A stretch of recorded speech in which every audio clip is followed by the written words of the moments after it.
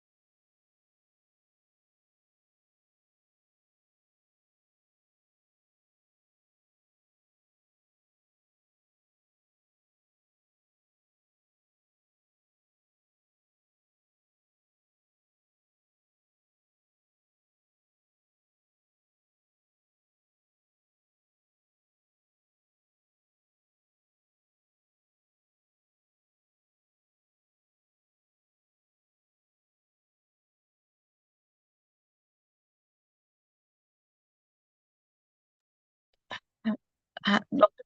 Can we start now? Uh, Sharif, can we start now? Yes, ma'am. So, good afternoon, everyone. We welcome you back to day 6 of our ATAL FDP.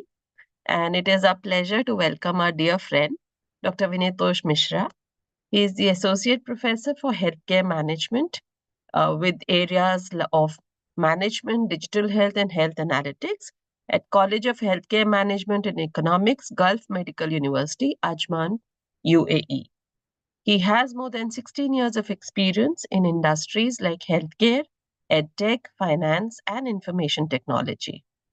He was instrumental in making a diabetes specialties clinic into a 50-bed multi-specialty clinic during his tenure at Aroha Healthcare Private Limited. In his last assignment as associate professor at Ford School of Management, New Delhi, he was program director for 2 successful long duration programs, namely Building Intelligent Healthcare Analytics and PGPM in Healthcare Management and Analytics. He is also a certified diabetes educator and green belt in Lean Six Sigma. And it is a pleasure to welcome Dr. Vinitosh Mishra. And today he will be sharing his research and other experiences in the space of health and well-being in the SDGs context. And also, Dr. Mishra, we have participants joining in from Pan India, and they are working in different universities, institutions, and some of them are startup founders as well and research scholars. So you have a diverse mix, and they're all looking forward to learn from you. It's a pleasure to welcome you again. Thank you, ma'am. Thank you for such a wonderful uh, introduction, and thank you again for inviting. It's my pleasure to be associated with NDIM. Sorry. So let's start because we have lost 10 minutes. So we will start with. So mostly I will be discussing SDG 3 and what are policy implication, what are policies, how different factors affect healthcare, and why Millennium Development Goal was there. Then also we came up with SDG. What are targets in SDG 3 and how technology actually affects attainment of those targets. So that will be the agenda of next 1 hour 30 minutes. So let's start. So can I share my screen? Yes, please, you can.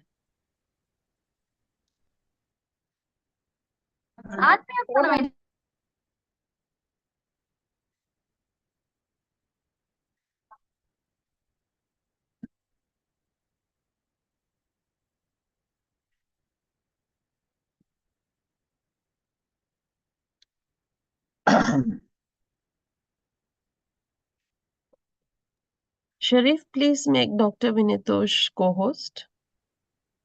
I think it is. You are co-host now? I think my screen Yes. is visible. Yes, it is. It is. So the college name is now changed. Okay. It's Tumbe College of Management and AI in Healthcare. Okay. And we have started one program in Master in AI and Health Informatics, and we are also going to launch a bachelor program in AI in healthcare. So, because last 2 3 years we have seen a lot of interest in AI in healthcare area. So my belief after that also is technology is just enabler. If you want to do anything in healthcare, whether that is research, whether that is teaching, you need to understand first the problems, then you need to understand how to tackle them, and then there comes technology. So though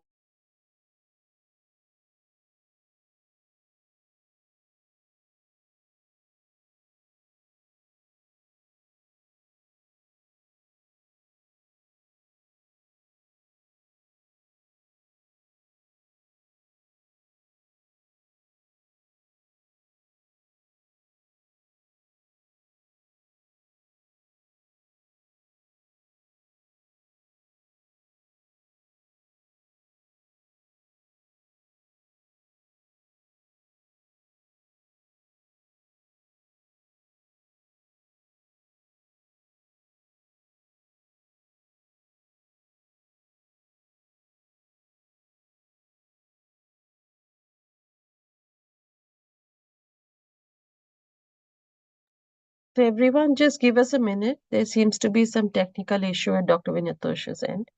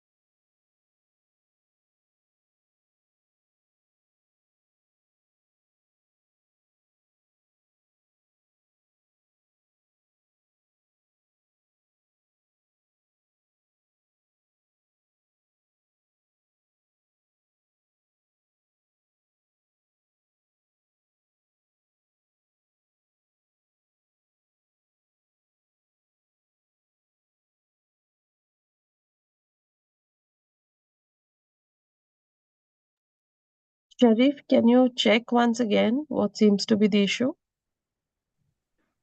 Yes, ma'am. The laptop is not working, so sir is changing their laptop. So Okay. he will join with another laptop. Okay, sure.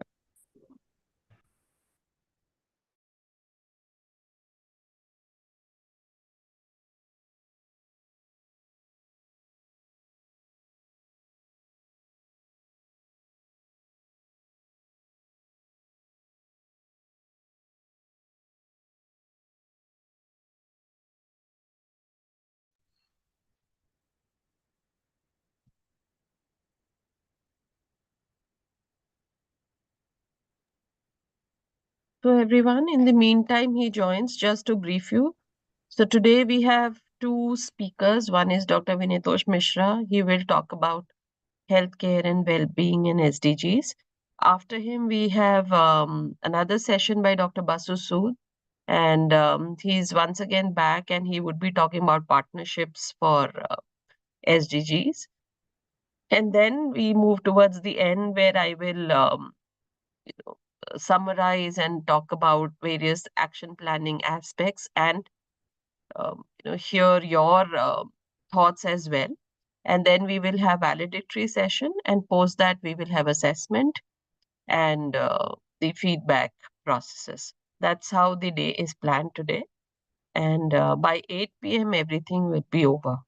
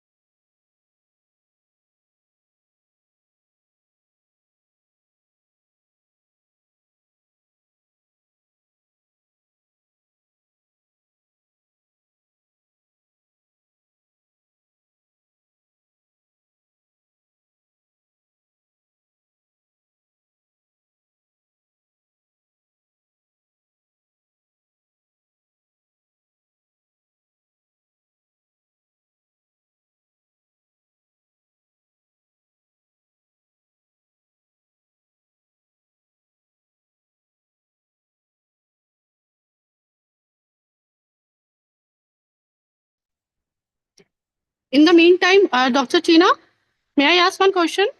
Please go ahead. Ma'am, I just want to ask about the assessment. Like, Mhm. will that be MCQ based or a long question, or like one more thing, like it will be a Google form link? Like, what kind of assessment it will be? It would be MCQ based only.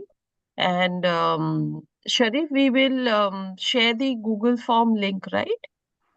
Yes, and there are Yeah. two options. So Yeah. we will disclose this at 8 p.m.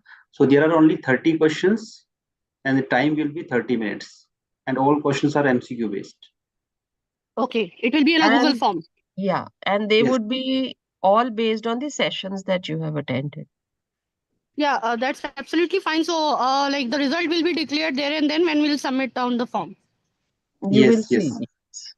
we'll get the result. Okay. And as for the certificate, like it will be based on this assessment or both attendance plus passing marks Both attendance as well as the test. test. And if anyhow, like if we fail to like give the assessment, so based on assessment, we'll not get anything. Maybe not participation certificate also. No, no, ma'am. Basically, the certificate will be issued by the AICT ATAL portal. So there are two, benchmark. First is 70% should be, your marks in score in the test, and 80% attendance should be there. So it is an and situation where both of the criteria has to be fulfilled. Then only we'll Yes, get the certificate. yes, ma'am. Yes, ma'am. Okay. So the link will be exactly shared at 7. Yes, ma'am. Okay, 30 minutes of time. Yes.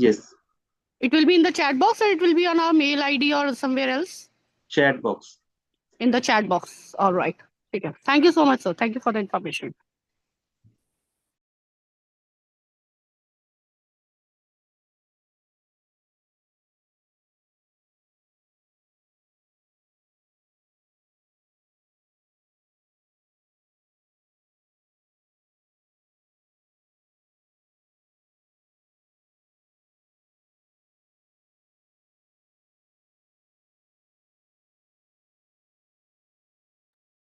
So everyone, Dr. Vinatosh is back, and in a minute he will commence his session.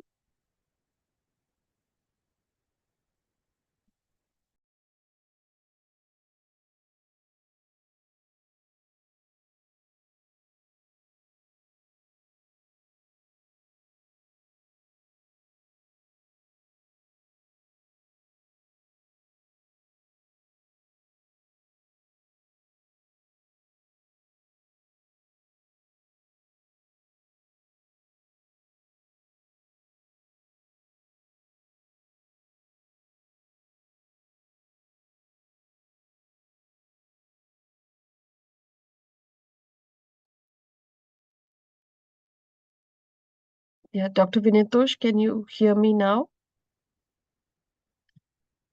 Yes, we can see you. I think technology is troubling us today. Sir, can you unmute yourself?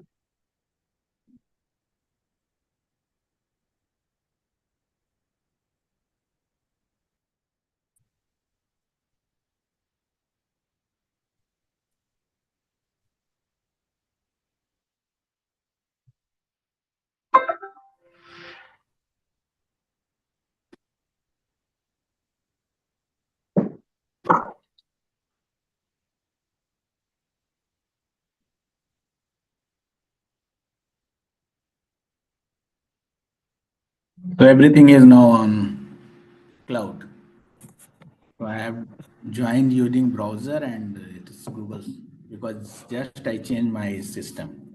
So okay, I hope it is visible now. Yes, sir, it's visible. So somehow we managed.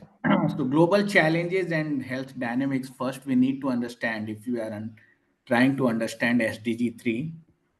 Uh, some of the major global challenges, if you ponder upon what are the major global challenges, so it will automatically come into your mind that some of those are rising prevalence of infectious disease. So we are actually working with University of Arizona on a project where we are using artificial intelligence. We actually predict where flu-like situation are possible. So those kind of dashboard people are building to understand where will be the future outburst of some corona-like situation. Some of the major challenges So these are the major challenges. The disease, viral disease actually propagate because there will be some carriers like humans, animals, and all. So globalization is one of the reason because the diseases are rising or healthcare burden is rising because people travel from one place to other place very frequently. Urbanization is another thing which is actually responsible for rising some of the disease, global health challenges. Poverty is the important because and it is actually another SDG. So poverty is very much linked to healthcare. Unless you have money in your pocket, you cannot avail any health care, howsoever good it is. Socio-economic inequality, I will be discussing these all in detail. Don't worry about that. Food insecurity, after actually these two major war going on in Ukraine and Russia, and then Gaza and Hamas, between Hamas and Israel. Not only limited to this, the wars are going on in some Myanmar, the war is going on in Sudan. So these actually disrupt supply chains. Even not only food production in the country, but also some country like UAE, they are totally dependent on the food supply, global food supply chain. So the food insecurity actually rises. You can think about UAE is a high income country, then how can become there a food insecurity? So every country there will be some people who are illegal migrant, and nowadays after Trump came, the illegal migrant this problem is very much into forefront. Environment degradation, we are seeing the floods in those regions where historically there were never any flood, like flood in deserts like Rajasthan. We are seeing flood. We are seeing flood in some part of Pakistan where they have never ever witnessed any flood in last 1 century. Demographic transition, so these are the seven I always call the global challenges, which is actually impacting the health. The world is more and more economically interconnected when we talk about, because there is a famous book every management student is actually recommended to read, The World is Flat, that talks about the world is more and more economically interconnected. That's why these days we are talking about trade wars and all, and their effects on food supply chain, medicine supply chain. So trade between country is one of the indicator of this. In 1960 and 2017, it has increased from 12% to 37%. It is more than that in 2024. The number of people traveling and migrating is increasing, whether that is legally or illegally. And this data is not from any no, this is from actually World Bank data. Bank actually performed this kind of studies, and this is one of the many low and middle income economies had industrialized and grow significantly. Like the countries like here in UAE, the 52-year back, it was nothing was here, a desert. Now UAE, especially Dubai, is number one destination for economic activity. The globalization is impacting health in multiple ways. It increases risk of global epidemics like SARS, MERS, Corona, and all. Rapid economic growth places pressure on labor force, infrastructure, and environment in the country where people are migrating. And we have already seen how Bangalore traffic has become a major problem, and the days are not that far when their respiratory disease will be rise because of traffic congestion in uh, Bangalore, as it is in rise in cities like Delhi. So this is this. Then second one is urbanization. Urbanization is process of population moving from rural area to urban area, maybe for different reason, for economic, social, and physical. They lead to their change in economic, social, and physical environment. And most of the cases, people move from one place to other place for better earning. So world is actually becoming more urban, and that is very dangerous. And between 2010 to 2015, percentage of the world population being urban will increase from 50% to 70%. In India, we are fortunate. We still have 62% people living in rural area. But again, it is debatable how good the condition in environmental conditions are there in rural areas also. And we are seeing another kind of people in those are called urban rural, the people who are having rural paying power of rural people, and they are living in urban area. They are again compromised on many things like healthcare facility as well as nutritional value. So rapid economic growth, urbanization can place strain on infrastructure, resulting on poor living condition and inability to properly access social services like education, Medicare, and even nutrition. Rapid unplanned nutrition create congestion of pollution, congestion and pollution, which actually rise in respiratory disease and health promoting behavior and risk factor for non-communicable disease, especially asthma and bronchitis. And these are even that actually results in COPD and for then ischemic disease and heart disease. Third is economic growth is most powerful instrument for reducing poverty and improving. There is a famous social scientist in UK actually, Marmot. He said that if you are rich and you are average, you will be there. Means you will hang there. Your richness will take care of your health and your well-being. But if you are poor and you are not rich or not well to do, poverty will drag you. So there is other than their intelligence and education, poor remains poor, and this actually gap is widening, and that is actually a cause of concern. I'm not talking about the poor people who actually are extraordinary and then in their lifetime only they transition from lower income group to higher income group. Those are people are rarity. Most of the people actually they take 2-3 generations to move out of poverty and then become upper middle class or middle class.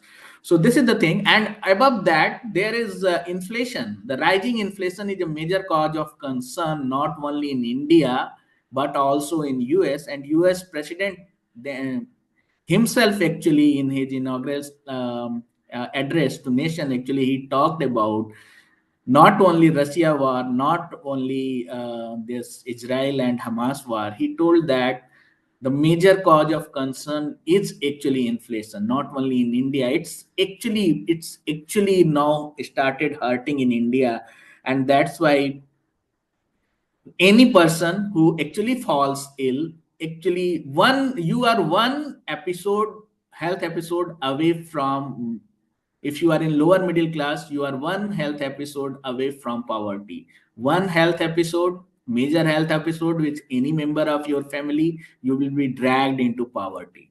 So that's the thing. uh, Health is traditionally viewed as an end product of growth process. However, in the other direction, a healthy population is also driver of economic growth. This I call in system thinking parlance as a um, vicious virtuous cycle. Suppose economy of a country is good, health of people will be good. If health of people is good, the economy of country will be again good, and this will go on and on. So this is actually called virtuous cycle.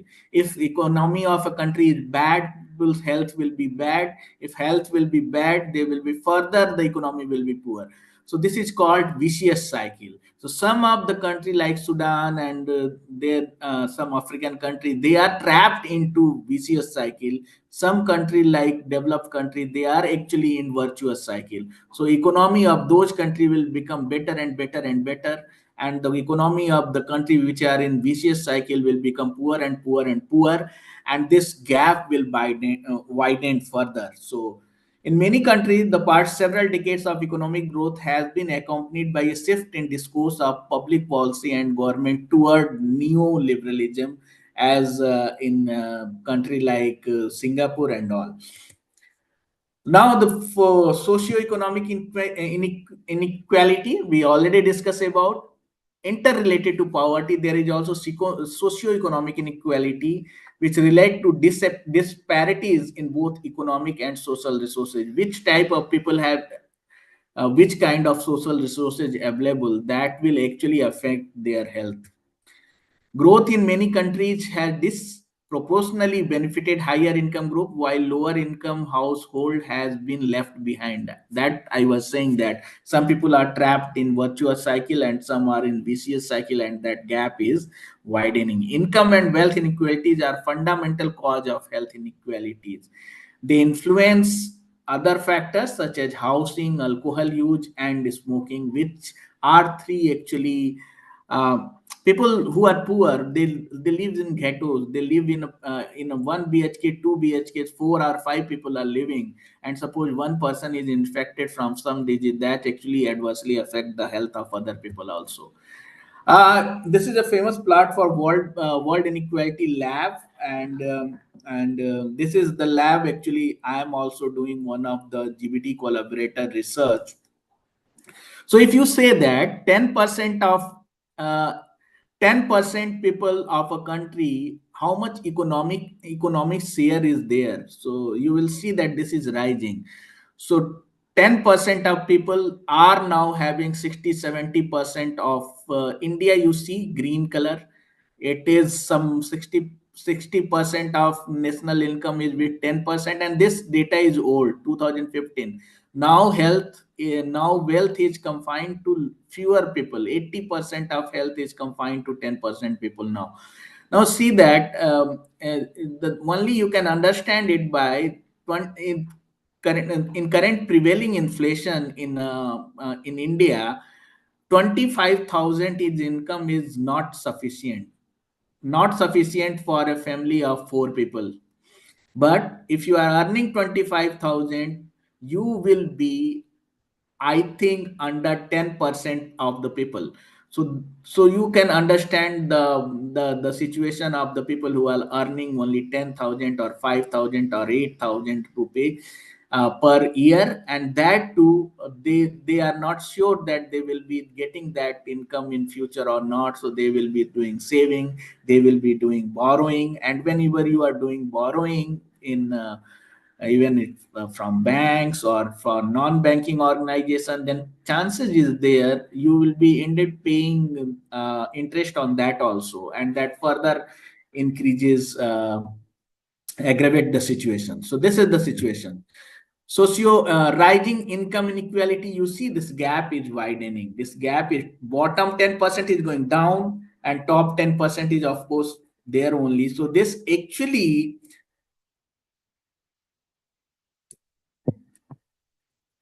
further validate the hypothesis of Marmot. Food insecurity due to many regions, healthcare, food supply chain is disrupted. Ukraine was considered to be one of the highest wheat producing country, and they used to export to many countries in Africa and Gulf region. So that's disrupted. Uh, when there will be tariff war between different countries, maybe other Russia also produces wheat. So food security exists when all people at all time have physical, social, economic access to sufficient, safe, and nutritious food to meet dietary needs and food preference for an active and healthy life. This is very important. When even inflation is there in any country, the best um, because I am not there, otherwise I would have asked the cost. Suppose there is a food basket for your family, and suppose the inflation is there, high inflation is there. Which component you are going to replace first out of your food basket? And I think that is going to be fruits first. So you first you replace foods. Second thing you replace from your food basket is actually protein. In the last you actually replace carbohydrates. So if inflation is there in any country, if people are not finding a way to earn money to support their livelihood, their dietary preference changes, and that actually affect the immunity of people, and their capability to resist against any disease, and that actually results in major health incidences like communicable disease. Widespread incidents of microbiological, chemical, and food safety hazard in food also continue to serious issue to food system. And another thing we are saying, when you want to achieve food security using fertilizer and use of antibiotics in your healthcare, that also result in some other major challenges, which is called antimicrobial resistance. And then because of that, actually, antibiotic starts fail to function, and that actually result you shifting to higher spectrum of antibiotics, and that further increases the cost of care. So we are not going into that detail. Antimicrobial resistance, there is another project we are working with UAE government on, AMR stewardship. Environmental degradation, every time there are meetings about COP28. Now it was Almaty, COP29, COP28 was there in UAE only. So environmental degradation is not difficult to understand, is one of the cause for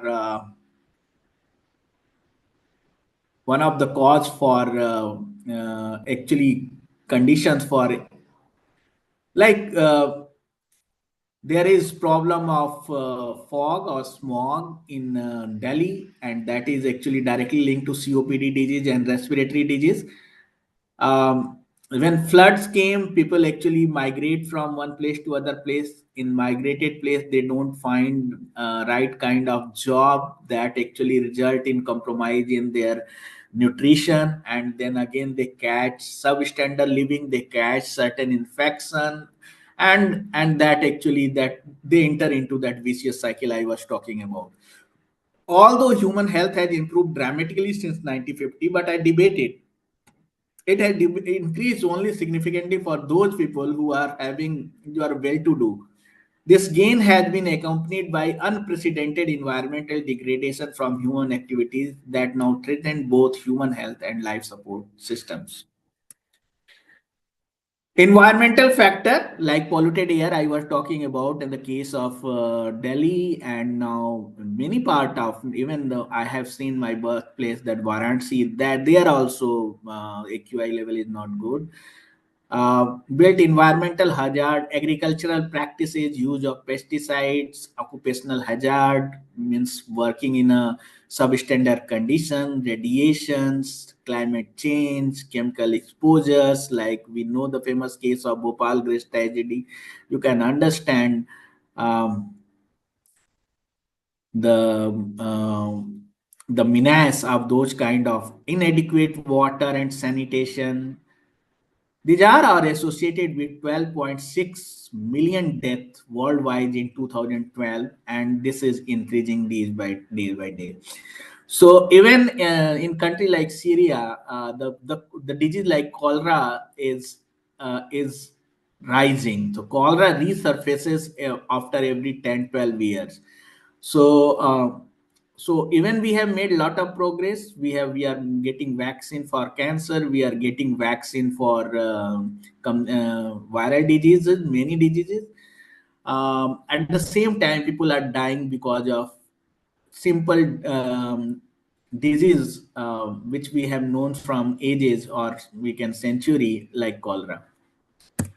So global impact on health on planet and human health: air,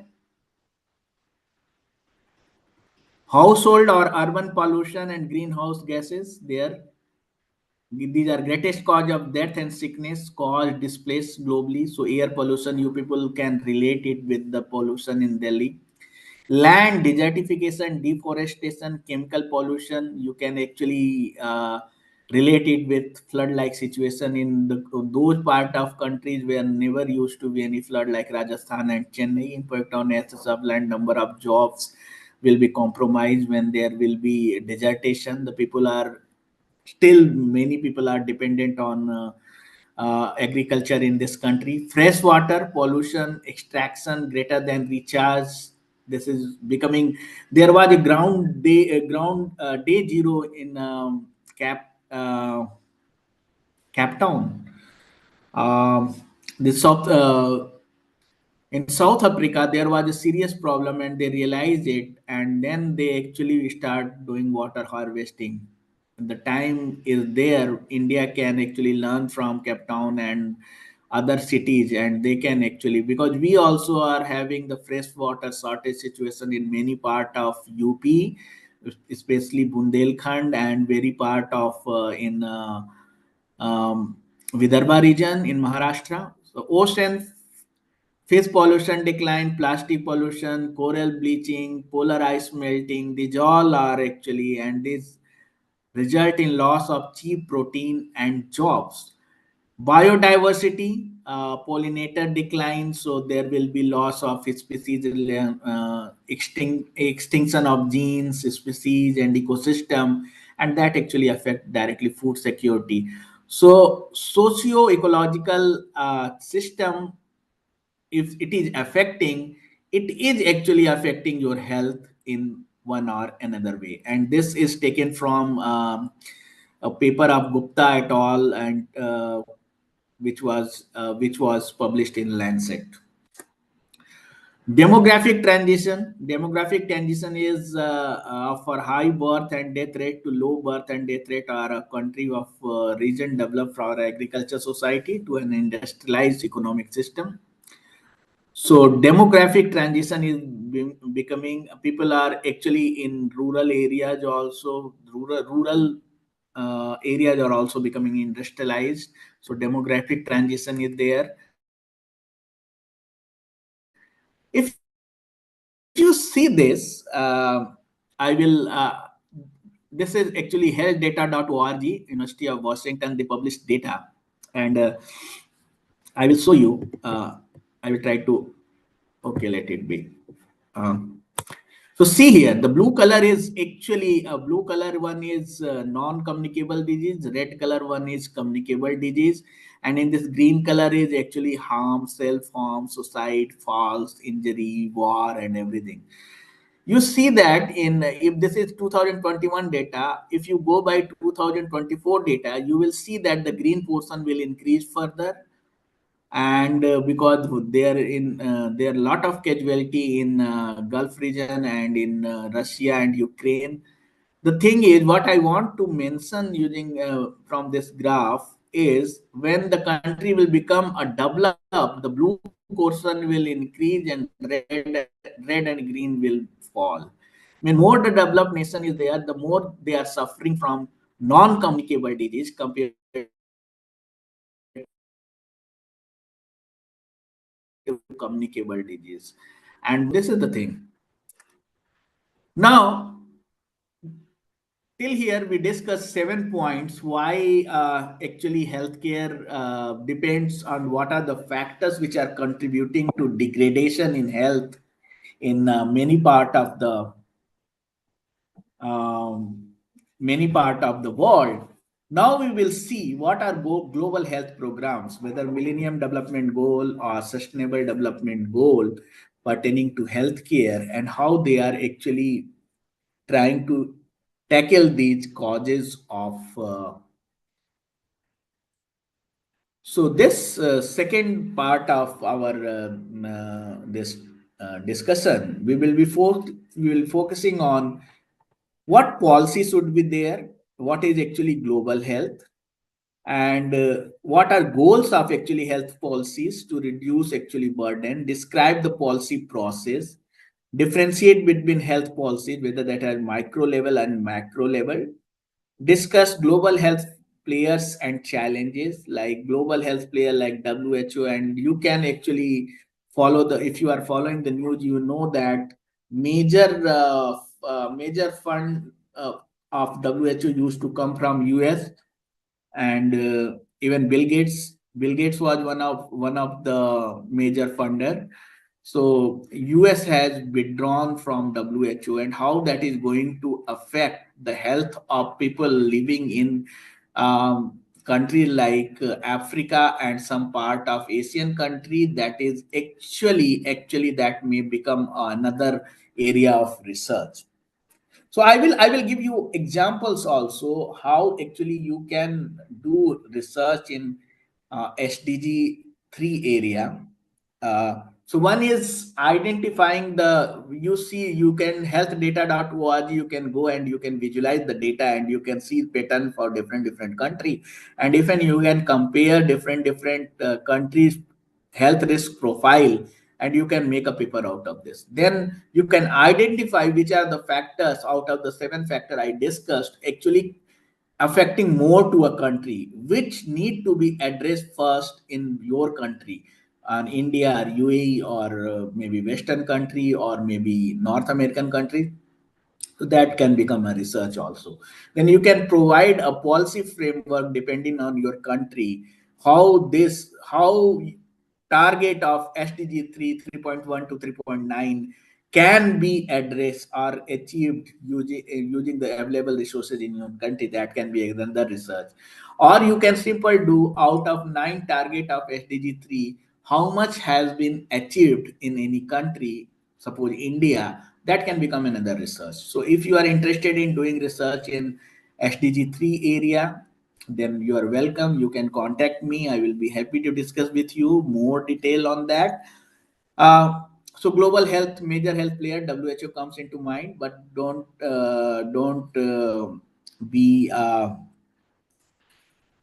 in delusion that only WHO play a role. The World Bank also plays a very significant role in actually health of your. IMF plays a very important role. UN plays a very important role. These are called major players, international agencies, which actually affects your healthcare. Then I will actually discuss Sustainable Development Goal 3 and 9 targets of that.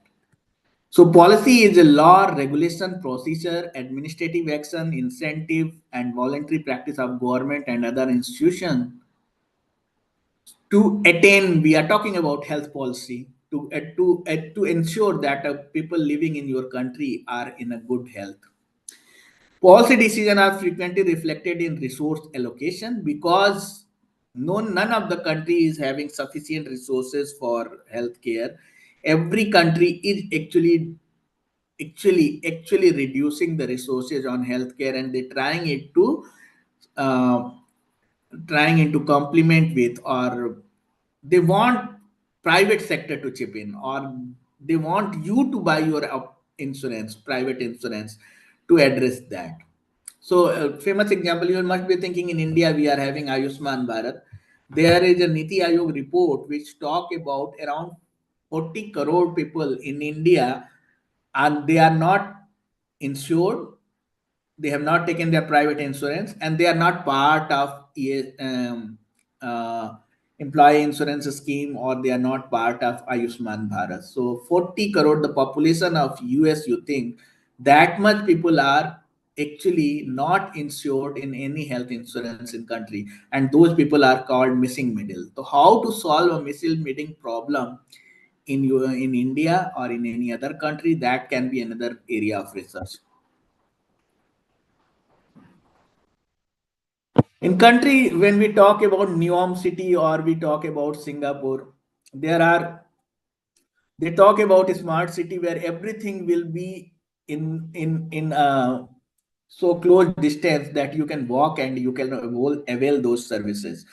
So transportation policy, Singapore place a lot of road tax on cars. So people there are forced to use public transport. So public transport, so that actually affect, and they have very good footpath and all, so pedestrian can actually walk. Policies in school, these all can improve. Suppose you ban cold drinks, you ban pizza, you ban burger in your canteen of institution or institute. So these all practices, these are small policies at institution level. Think about government level, taxing alcohol, taxing cigarette, taxing pizza, burger, at the same time giving subsidies for fruit and other things. So these all comes into the policies. So health policy refer to decision, plans, and action that are undertaken to achieve specific healthcare goals within a society. You must. What is global health then? Because nowadays something happens in Wuhan actually that affects whole world for 2 years. So world is connected. So nowadays we don't only talk about from perspective of one country. Actually, we actually talk about global health. This is an area of study, research, and practice that place a priority on improving health and achieving equity in health for all people worldwide because the world is flat. This emphasizes on transnational health issues, determinant and solutions. Like if US is coming out of our WHO, that's going to affect the health of lot of African people. So this is inter and multidisciplinary collaboration within and beyond health sciences, a synthesis of population-based prevention and individual-level clinical care. Synthesis of population-based, when we say that means one solution fit all, and then is individual-level clinical care, which is called precision care. So if you are more interested, you can follow debates about population health versus precision health, and you look for certain videos on YouTube, you will realize it's not always good to have a customized care for everyone. At the same time, it's not very good to have a one solution fit all for in healthcare. So there is a debate on that. Global health governance is a formal, informal institution like WHO norms and process which govern or directly influence uh, global health policy and outcomes. What are global health policy? And from global health policies, all only these terms came: Millennium Development Goals, Sustainable Development Goal. Health policy can be achieve several things. It defined the vision of future, which is turn helps to establish target and point of reference for short and medium term, like strategic and operational plan we discuss in case of management. It outlines priorities and expected role of different groups, and there actually comes how much a country partner country will be contributing into WHO. Okay, it builds consensus and informs people. The same time, this Mr. Trump is actually discussing about increasing the participant countries share in NATO. At the same time, they are also he is also withdrawn from WHO. These are very whimsical decisions. Actually, US cannot survive without Africa, without Asia. Actually, the wealth in US is because of other countries which actually consume their product. So there is actually responsibility of US also towards the health of these countries. And this should be always put with force in international forum like UN and other. The unfortunate situation is that UN is toothless.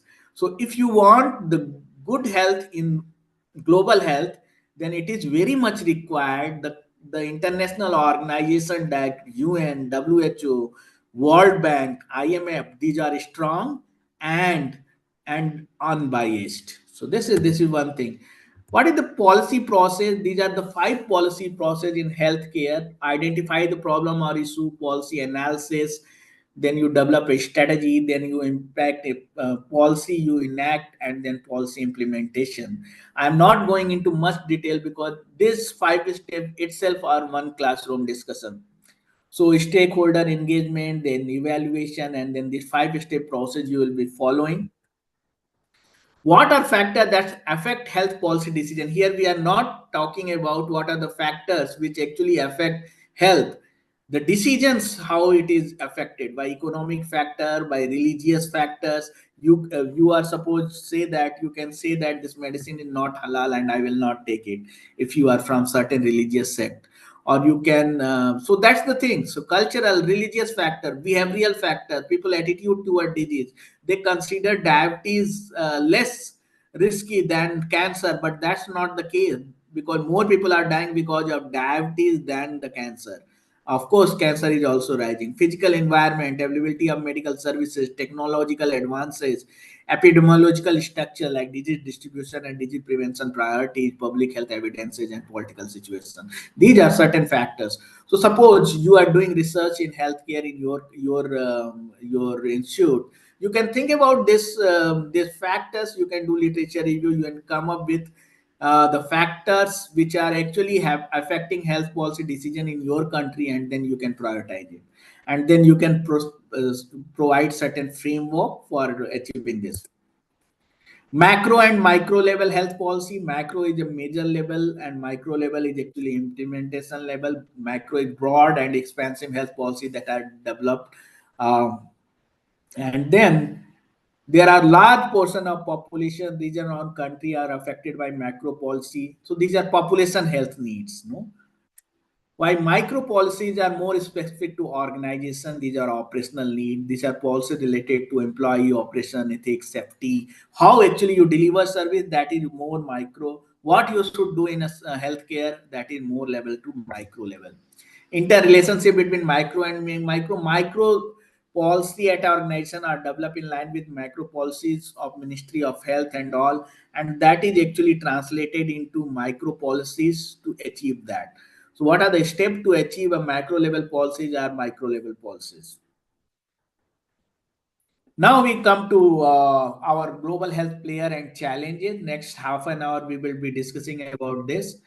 So international organization like UNICEF, World Bank, and WHO, I have put red because I want to discuss about what will be the WHO role post US exit. So US exit is another term I am saying. US exit, like it was Brexit for Europe, and that actually resulted in degeneration of the European Union. And now Germany is also thinking about coming out of European Union, and future of actually Europe Union is actually jeopardized.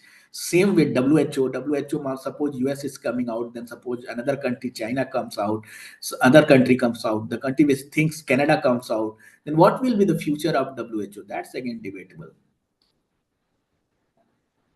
Multilateral entities like G20, G24, whatever you talk about, multilateral initiative like Gavi for vaccine, bilateral initiative like PEPFAR, if you want to see the full form, I actually forgot.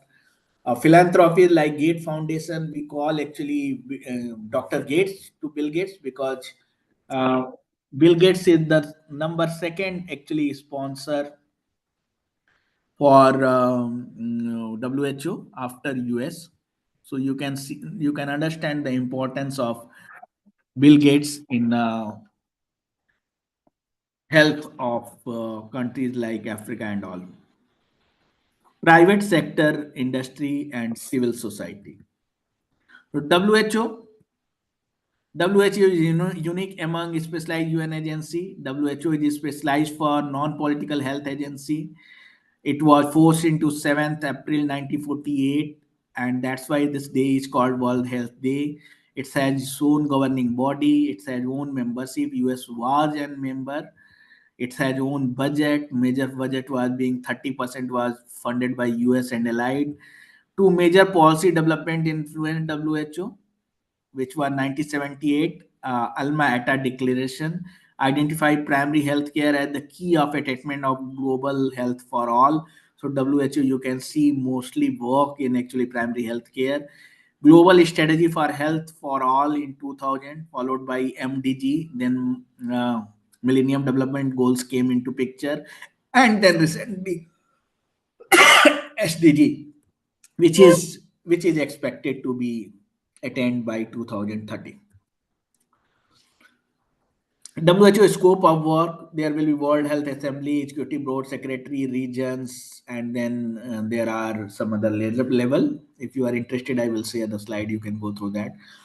Global health challenges, already I have discussed. Impact of financial crisis and globalization, multiple diverse emerging health threats, failure in delivery and access to both existing and needed intervention, disparities, inequities, fragile health system worldwide, wars are going on, sanctions, and disturb food supply chains.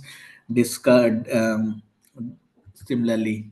Now the Sustainable Development Goals come into picture. Here are 17 Sustainable Development Goals. You must have been going through each one of them, and this is today's day for good health and well-being, which is SDG 3.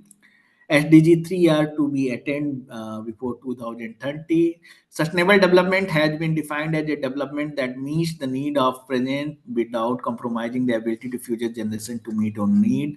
Why SDG? There are 17 SDG, and why we thought about and how other SDG are important for SDG 3, because we actually say that social determinant of healthcare, and there is a rainbow model, famous rainbow model given by uh, one researcher in 1992, that actually talks about your education, your the society you are living, the environment, your earning. These all actually affects your health. So your health is not only dependent on your medicine or your health insurance. It's also dependent on your education and everything. Your earning power, your mother and father's earning power, the type of environment you are living. These all actually affects. That's why these all SDGs are linked, and that's why we actually it was contemplated that there should be 17 sustainable development goal, and these are all interlinked. So these all should be tried to be addressed. So there are 17 goal and 169 targets, and in sustainable development goal 3 there are 9 targets. This agenda builds on achievement of Millennium Development Goal (MDG), which was adopted in 2000, and guided development action for next 15 years, 2030. The MDG have proven that global goals can lift millions out of the poverty. So, main thrust of Millennium Development Goal was on poverty and all. So, but now these are more interlinked. So in 2015, and then 15-year plan is there. So you can do a lot of research on where sustainable development goals were achieved or not. So this workshop which you are going through can trigger a lot of research idea where you can work which sustainable development goal and which target is achieved at what extent. How are SDG then you different from the MDGs? The 17 Sustainable Development Goal with 169 target are broader in scope, will go further than MDBG by addressing the root cause of poverty and universal need of development of work for all. These goals will cover three dimensions of sustainable development: economic growth, social inclusion, and environmental protection. So when you see this 17 sustainable development goal, many of them will follow under economic growth, social inclusion, and environmental protection. SDGs are universal and apply to all countries, whereas MDG were intended to action on developing countries only. So that's another thing. So SDGs are more broad, more applicable. So the SDGs, the core feature of SDG has been the means of implementation, the mobilization of financial resources, as well capacity building and transfer of knowledge. How will progress on SDG will be measured? That's become one of the research area. In 70 goal and 169 target will be monitored and reviewed using a set of global indicators. So there are goals, then there are targets, and then there are indicators. In regional and national level, it can be different. So for different country, for different state, for different city even, there may be a different indicators. STD started in 2016, will be achieved by 31st December 2050. That's 30, not too far. These are 9 sustainable development goals. First, to reduce global maternal mortality ratio to less than 70 per 100,000 live births. So you can do research and find out how many maternal mortality is there per 100,000 in India. You will find it is far more. And then you can analyze what is the effect of actually I, along with one of my friend Anand Jaiswal and Tina Mem was also part of that team. We actually did a research, and we actually tried to find out what was effect of Ayushman Bharat on actually infant mortality. Here you are talking about maternal mortality during pregnancy, during delivery. 3.2 talks about by 2030 and preventable death and newborn and children under 5 years, which is called infant mortality, with all country claiming to reduce neonatal mortality even at less than 1 year to 12 per 1000, and you'll under 5 mortality at least at low as 25. So under 5 mortality is easy to analyze. So that's the thing. 3.3 by 2013, the epidemics of AIDS, tuberculosis, malaria, neglected tropical disease, like we are also tropical country, combat hepatitis, waterborne disease, and other communicable disease. With seeing this, we can say that this is easily achievable, but no, that's not the case. Tuberculosis is still not eradicated from India.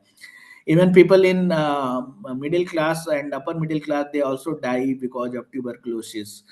One of the reason was tuberculosis was actually cooking food on using wood and or cow dung. But the thing is,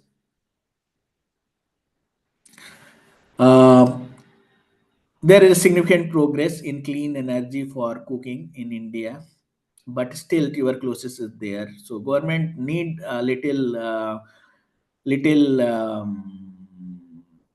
praise should be for government in last 10 year in bringing clean and clean cooking fuel in rural area also. But at the same time, we are not able to eradicate tuberculosis, and that their government attention should go there.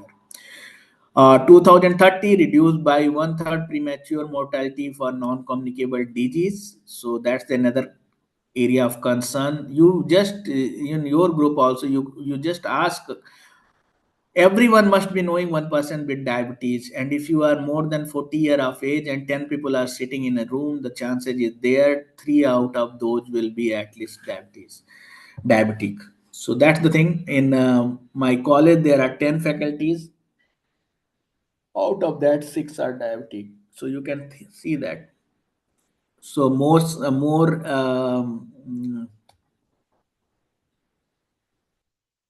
lifestyle is there, sedentary, and the more the chances is there you will be suffering from communicable disease, non-communicable disease.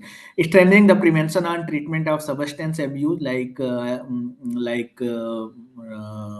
habit forming drugs and all, including narcotic drugs abuse and harmful use of alcohol. And this can be done using strict measure, but that's not possible.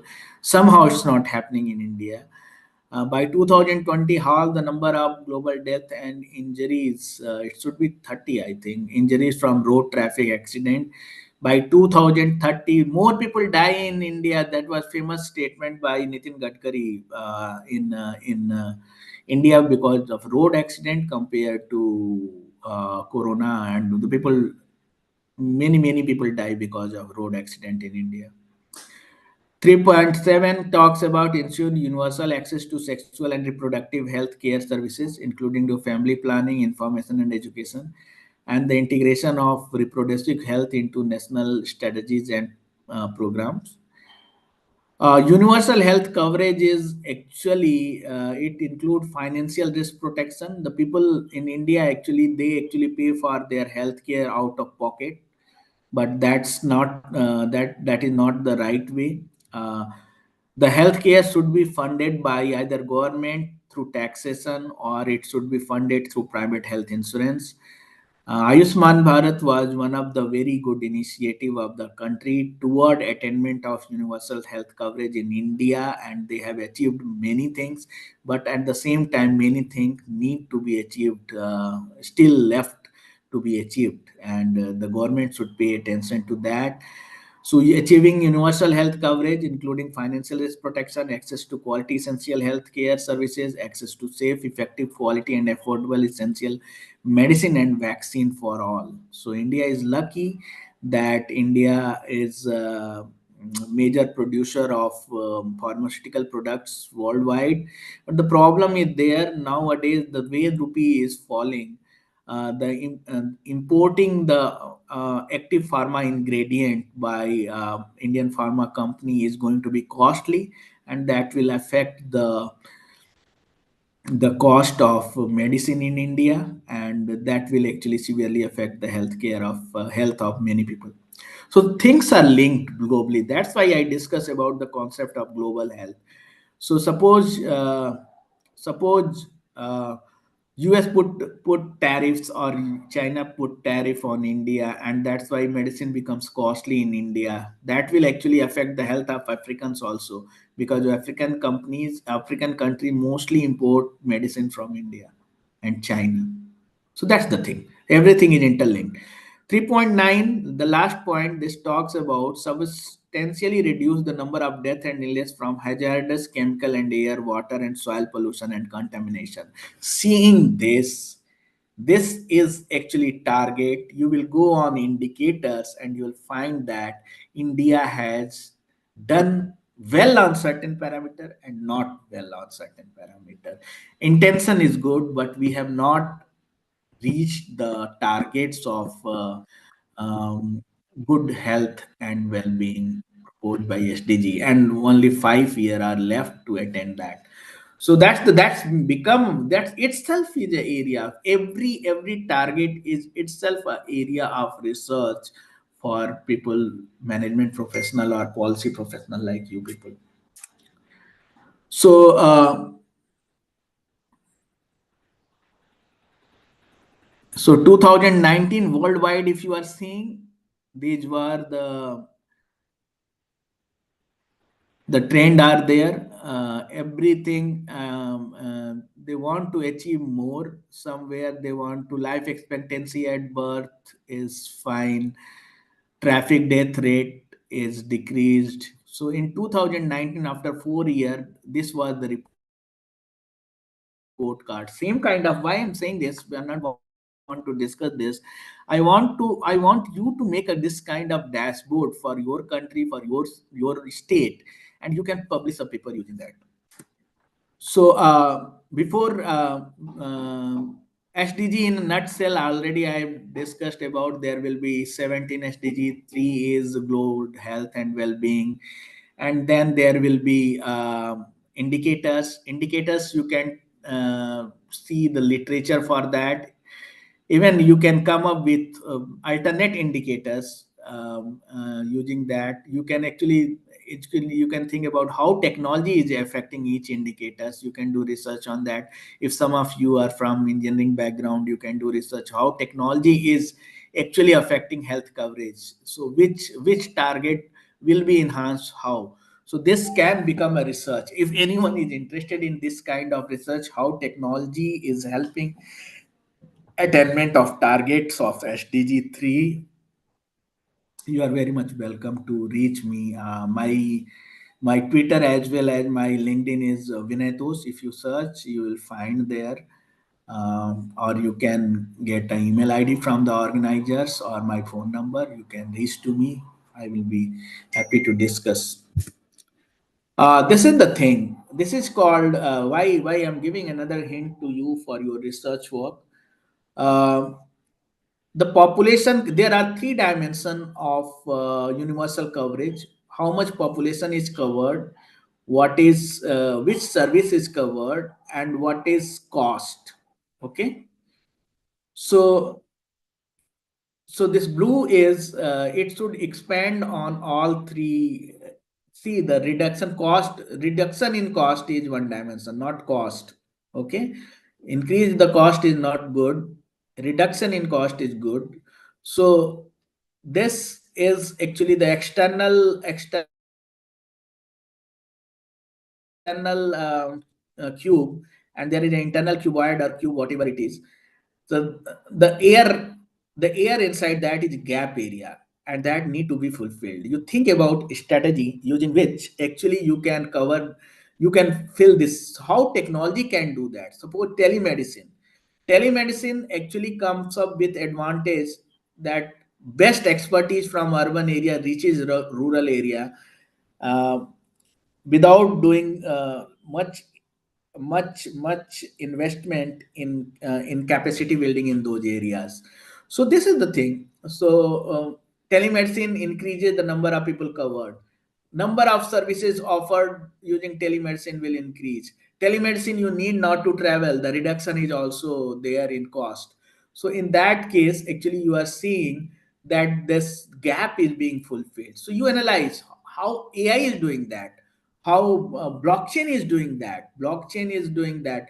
You can put a technology, you just visualize this figure, and then you find out what how this is actually affecting. So digitalization and SDG 3, this is another area of research where you can do research, especially those management people who are having some engineering background.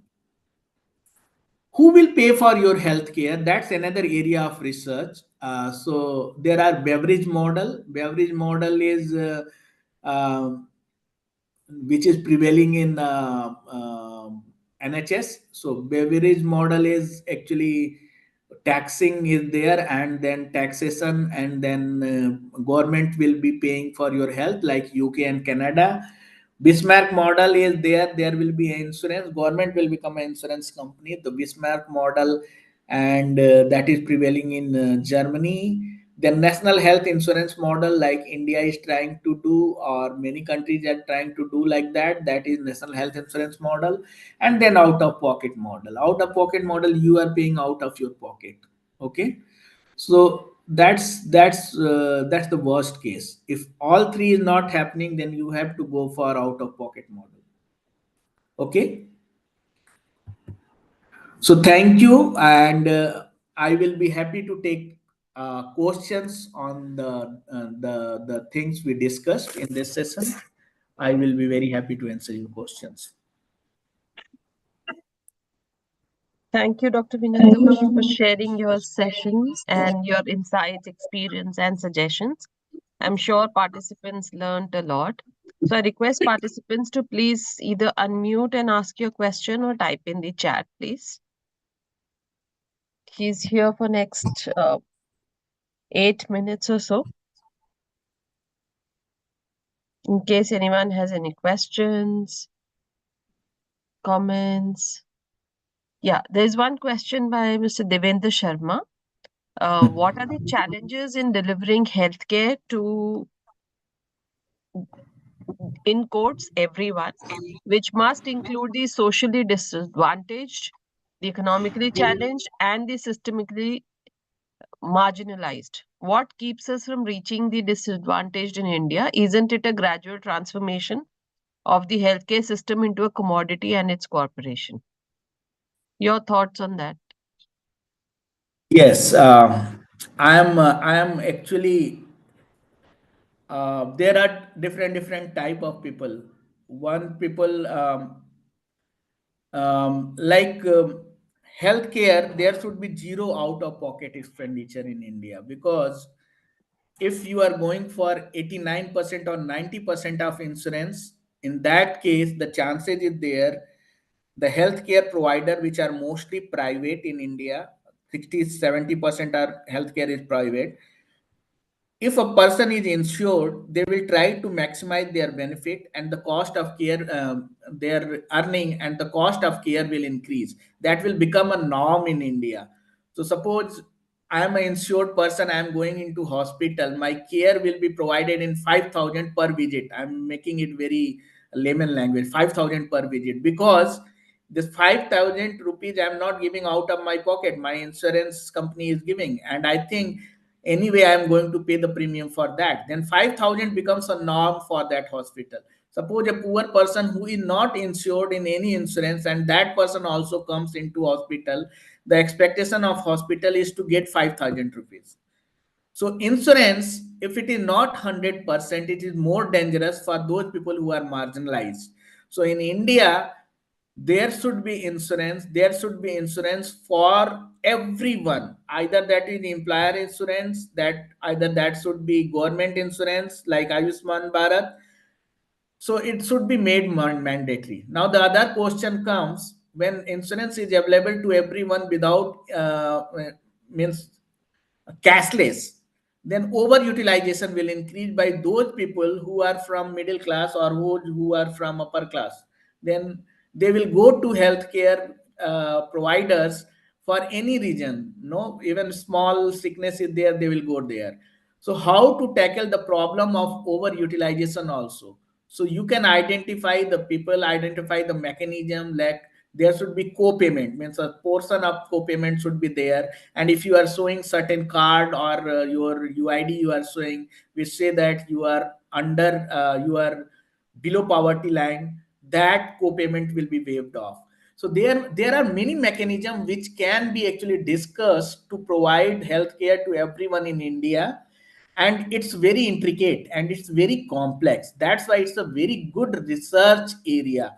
How healthcare financing in India is itself a very good. So anyone of you who is having economics background or finance background, they understand the product design, they can actually do research in healthcare, how universal healthcare can be provided in India. I hope I was able to answer your question. If you have further follow-up question, you can ask. Sure. Thank you, Dr. Vinitosh. There's one question by Professor Suman Chawla. That is there any specific basic online course regarding healthcare that one can offer to the graduate students that you can suggest? Yes, there are courses. There are repository open online courses on John Hopkins University, and these courses are available through Coursera also. Some of these courses are available through EDX also. You need not to pay for them. You just edit it, and you go through that. You will learn a lot. Like the people who are coming from engineering background, I found one John Hopkins course which was healthcare engineering. So it actually speak the language of people coming from engineering background, but it is actually discussing health policy only. There are Michigan State University or there are Stanford subjects. If someone is interested in AI in healthcare area specific, there is AI in healthcare specific Stanford course on Coursera. They can go through that. Just go and search understanding healthcare system. If you want to understand healthcare, how healthcare should be delivered and how it should not be delivered, then there is a very famous book, Healing America.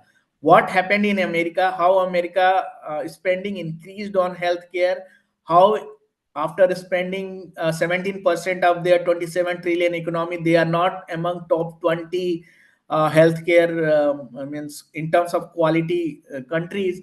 What can we do, how Cuba did private preventive healthcare and how they were achieved to that. There are zero documentaries on YouTube, you can watch there. So you start using YouTube to start with. You find out YouTube videos and documentary, you watch there. For serious courses you go to Coursera, and Coursera, there you will find many courses on health system policies, AI in healthcare, health financing, health economics. You can find out. Right. Thank you so much. And there's one more question. I'm sure all of us struggle with these concerns for our students. Are there any government programs or any other initiatives that you're aware of which focus on mental health support for children, adolescents, and young adults See, that you it could was in recommend? yeah, it was in uh, UAE. I just interacted with one. For India, there are organizations which are doing very good in they're like for autism. You find in autism is on rise because people are not interacting too much at growing stage of children. There that has actually further delayed the milestone in health children's. So you will find it's a very common concern. Now children are not started speaking at the age of 3 years. Now it has delayed to 4 and 4.5 years. So and even the in autism spectrum also we are finding many children are actually suffering from autism these days. So there is one very good NGO. I have worked with them. It's Tamanna in India. Then Nimhans programs are there in mental health if you are from southern part of India. So government programs are also there. I can find out, I can share the detail with you people. But but again, in if you are from Varanasi, there is a Khushhali program by one of the doctor from IMS BHU. So everything is being done in silos. Still, mental health is a stigma or taboo in India. People don't want to discuss it, but it should be discussed. Even in organization, also people are suffering because of not that is debatable how many hours you should work. Or I always recommend the number of hour you should work. The till you enjoy, you can work for 90 hours also. If you are not enjoying, you stop, you take break, you make your health better, and you come and you perform again.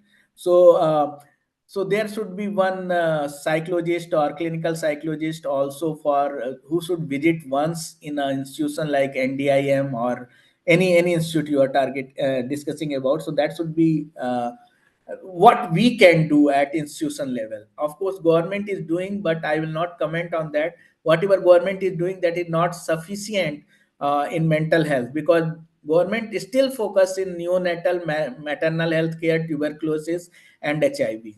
So government resources are limited. We only spend 1.4% of GDP on healthcare. So still till and healthcare, considering the healthcare inflation, government hands are also not tight, very tight. They are very limited resources. So I will find out. I will share more resources with you Sure. people. Sure. So everyone will share more details once we receive from Dr. Vinitosh.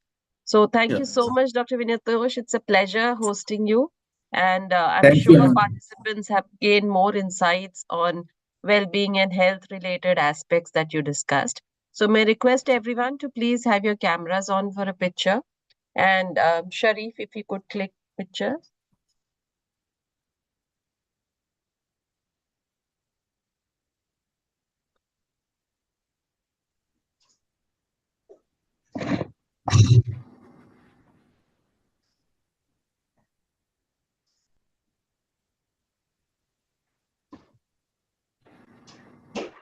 Done. Right. Thank you, Sharif. Thank you so much, Dr. Vinitosh. Have a Thank good you, day. ma'am. Thank you so Thank much. you, ma'am. Thank you. Good day, ma'am.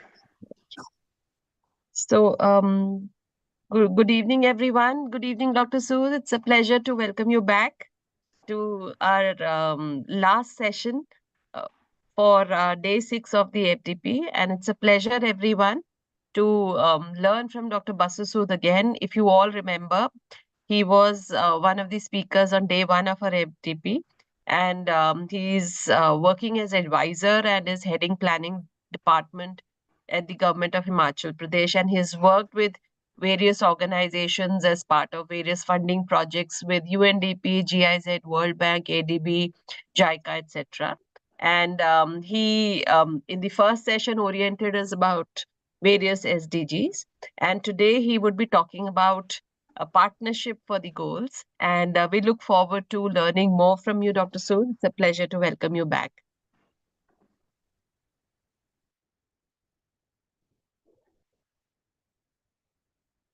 Sir, you're on mute. Good afternoon, Dr. Tina, and good afternoon to everyone. Today I'll be speaking or sharing whatever little knowledge I have about the partnerships to achieve the SDG goal framework with the audience, with all the participants. And if we look at all the sustainable development goals, I think everything, all the 16 goals boil down to the partnerships. The importance of partnership is very in fact, it has been highlighted, especially in the business, during the last 10 years only. So with the help of presentation, I would try to share my understanding about this particular goal with all the participants. Give me a minute. Let me share the.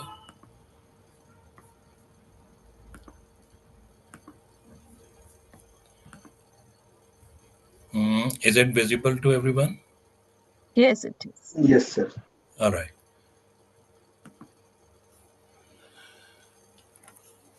So This is a very short presentation, as a matter of fact, and it constitutes of three parts.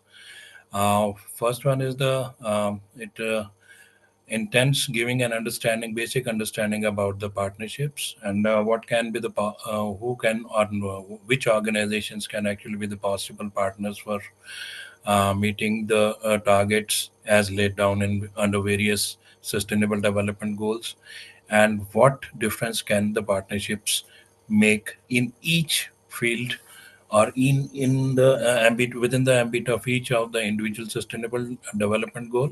And uh, if we look at the sustainable development goals framework as a whole. So the very first question that comes into everybody's minds is why partnership? Why the partnership is important, and why one should enter or partner with anyone at all.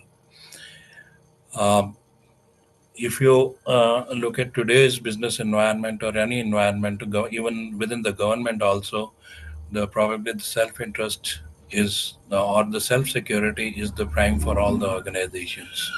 And there has been a mindset which is being followed for over many decades now, where the organizations, private business, or the government, they like to work in isolations, and basically, which arises from the scarcity of resources with which are with their disposal at their disposal, and with an intent to conserve or save the resources for the user for the future use, which drives actually the particular psyche of the organizations in today's market. And in such a situation, if particular organization or particular sector thrives at the expense of another one, it is not considered as bad, as long as the interests of a particular which actually ventures into a particular field are being met. Uh, but in the extreme contrast, where the resources are shared and the partnerships are built, there is entirely a different environment in which the organizations get to work. If you look at the first scatter diagram, this indicates the all the available resources which are scattered, and which has ownerships of different stakeholders. And the organizations which are working in today's or the generally followed mindset of being isolated as far as their functional and operational aspects are concerned, they start joining the dots, but with the limited success. Probably only the objectives and the goals which are decided by these organizations within themselves without interacting with the outside world, they start achieving it. But if the achievements and the progress are evaluated, probably they may not um, meet the expectations, or they may not come even near to what the outcomes were initially contemplated before starting the pursuit of the objectives. But if any organization recognizes that there are various resources available around themselves, but only thing they need to do is to identify those resources, identify the ownerships of those resources, initiate a dialogue with the owners of those resources, and then the possibilities are numerous. The third diagram shows one of those possibilities where they start working in uh, collaboration with each other, with multiple multiple partners, or even two partners. When they work together, their outcomes is certainly would be better than what an individual organization may have achieved. And these resources may be in the form of ideas, people having different sets of skill, the technologies, the institutions, and there are so many other resources. This is just an indicative or illustrative list. And Here, when the organizations start thinking of getting into partnership with other stakeholders, and they definitely have a sense of self-sufficiency rather than that of deficiency. And however, in specific fields where the competition is very tough, especially uh, the resources which are required in the pursuit of a defined objective. When the resources are scarce, the competition is very tough within the input markets, and also in those cases where the disposal of the final output or the final service is extremely competitive in the market. Probably the first approach where the organization strives to protect the individual's interest, probably that approach would be the right one to be followed. However, the context is very important. Particularly in this very instance, the context is to pursue the sustainable development goals simultaneously. And as we already have known by this time that any one goal cannot be pursued individually without having any ramifications within the domain of all other sustainable development goals.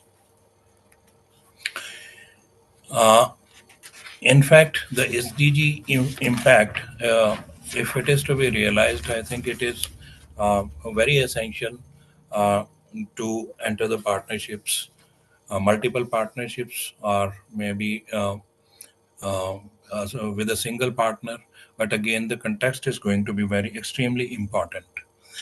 One of the traditional approaches, as was I briefly mentioned, I had briefly mentioned in the previous slide also, is the traditional top-down and short-term single sector approach where the beneficiaries are identified and the entire intervention is oriented towards the uh, towards providing immediate relief to the identified uh, um, beneficiaries.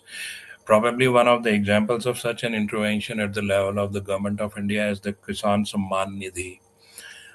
It is just a financial assistance, financial support being provided annually by the Government of India to all the farmers across the country to give them a sense that the government stands with them.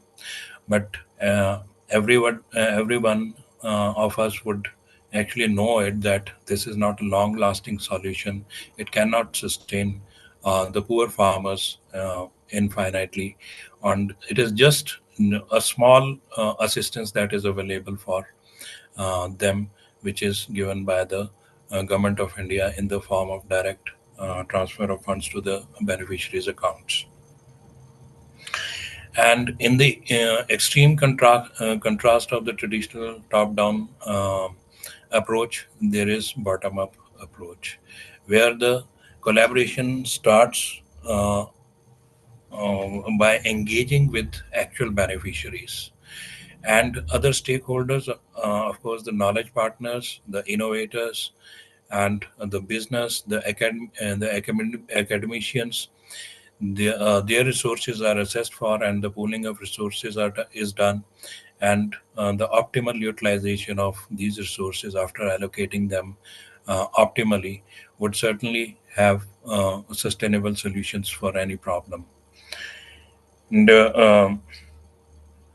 but the most important thing is to understand the needs of the target beneficiaries, what exactly their needs are. Sitting at a desk and writing a policy for a particular group has not actually worked well.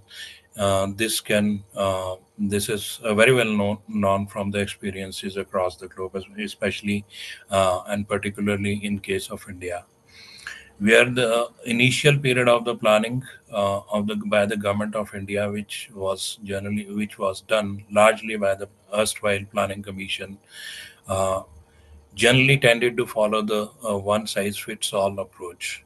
And it was only after the consultations with various states about the bottlenecks they were facing in the implementation of those schemes that Shivraj Singh Patil committee was constituted, where all the centrally sponsored schemes were rationalized, their number was reduced, and the concept of flexi fund was also introduced into the centrally sponsored into the implementation mechanism of the centrally sponsored schemes, where the individual states were at freedom to use a certain percentage of the total allocations under the centrally sponsored schemes during a particular year, uh, by tweaking the guidelines for implementation of the centrally sponsored schemes, which suited best the circumstances which prevailed in the individual states. And these approaches are certainly supported with the experiences and learnings from the top-down approaches, and not only nationally or at the subnational level, but also at the international level. The learnings and taking the corrective measures based on the learnings and experiences has been the hallmark of the Indian planning uh, uh, over the years. And this approach certainly focuses at identifying the root cause, the underlying causes of any problem, and they aim at addressing the problem rather than output-oriented simple scheme, rather than making a budgetary statement that this much amount has been spent for undertaking this much amount of the work, and rather than it is a statement of the outcome. Um, so this is the basic difference between the approach which is followed by the organizations which work in isolation, without consultations, without collaborations, without partnering with the available stakeholders, and the one which is followed by entering into the collaborations with various stakeholders. And this approach is more oriented and triggers long-term organic development of the society, which generally is uh, uh, very well on near to the path of the sustainable development, is if not exactly on the path of the sustainable development. As a matter of fact, the moment the world thought of following the Sustainable Development Goal framework in the pursuit of various targets which have been defined and which are contextual to each and every administrative unit, uh, the partnership has become a new normal actually. And it is because all the goals are interconnected. You cannot imagine that the provision of clean drinking water does not have or has no ramifications on the health and sanitation status of the societies. Uh, Similarly, if one thinks of addressing the problem of malnutrition among children, it has very strong relationship with the goals related to the agricultural production, and that related to the health status of the individuals. So we see, and during the first session also, I tried to highlight the existence of interconnectedness between all the 17 sustainable development goals. And it is because of this interconnectedness that the partnership becomes an imperative if the outcomes as conceived uh, during the initial stages of planning are actually realized. And but another thing, very important aspect of the partnerships is that all the three different pillars of the society, that is business, the society, and the environment, need to progress together by closely working with each other, and only then the sustainable development goals can be realized. And all of them require significant partnerships, not within the administrative unit, not within the state, not at the but they also require partners which are experts, or which have resources at the national level and also international level, and uh, not go without doesn't go without saying that the knowledge acquired by the educational institutions during their pursuit to for pursuit to innovate through research and development. Their partnership is also of prime importance.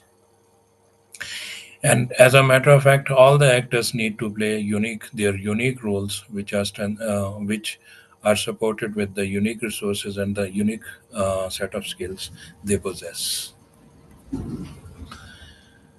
Coming to the business, the first pillar of SDGs, sustainable development, in fact, not SDGs, but if I call it the first pillar of the sustainable development, that is business.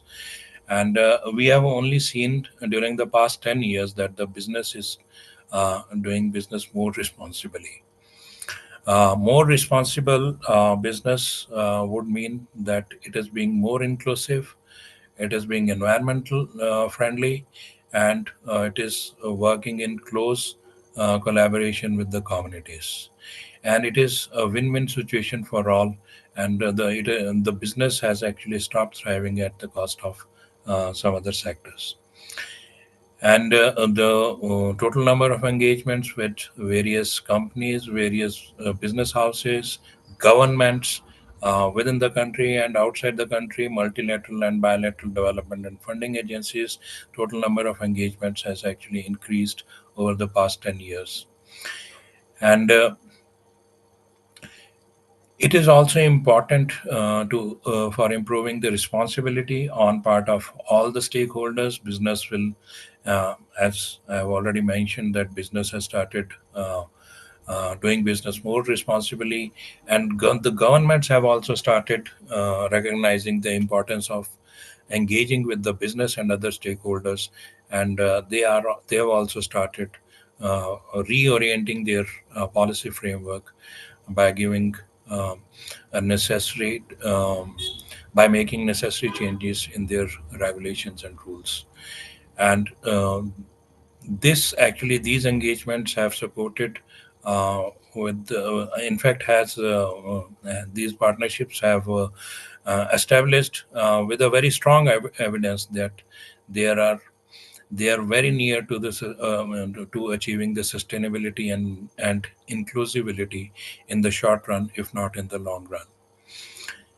Um,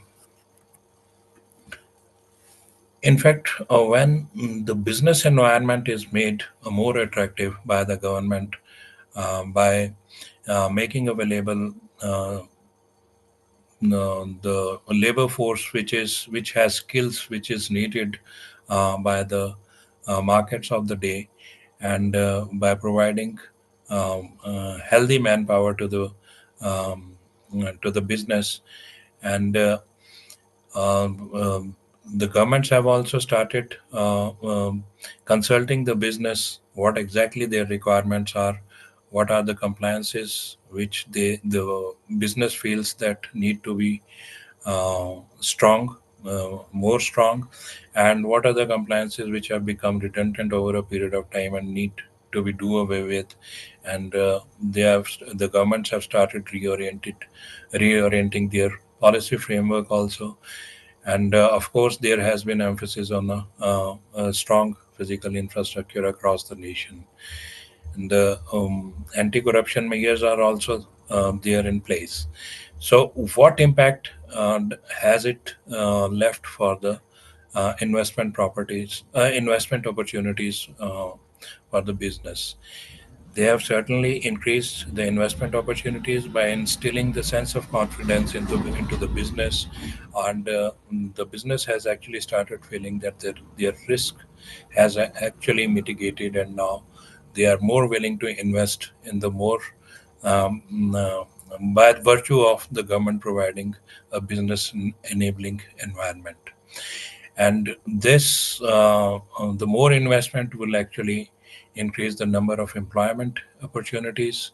It'll add up to the tax revenue that the government would earn, and it will have a very strong social investment by building the social capital, by knitting the societies and bringing the societies more closer to each other when the collaborations take place.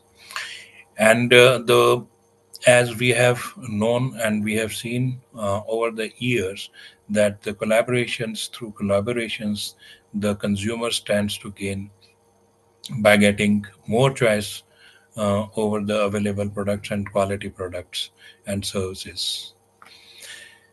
Uh, the improved business environment actually has direct or indirect influence at many levels within the workplace.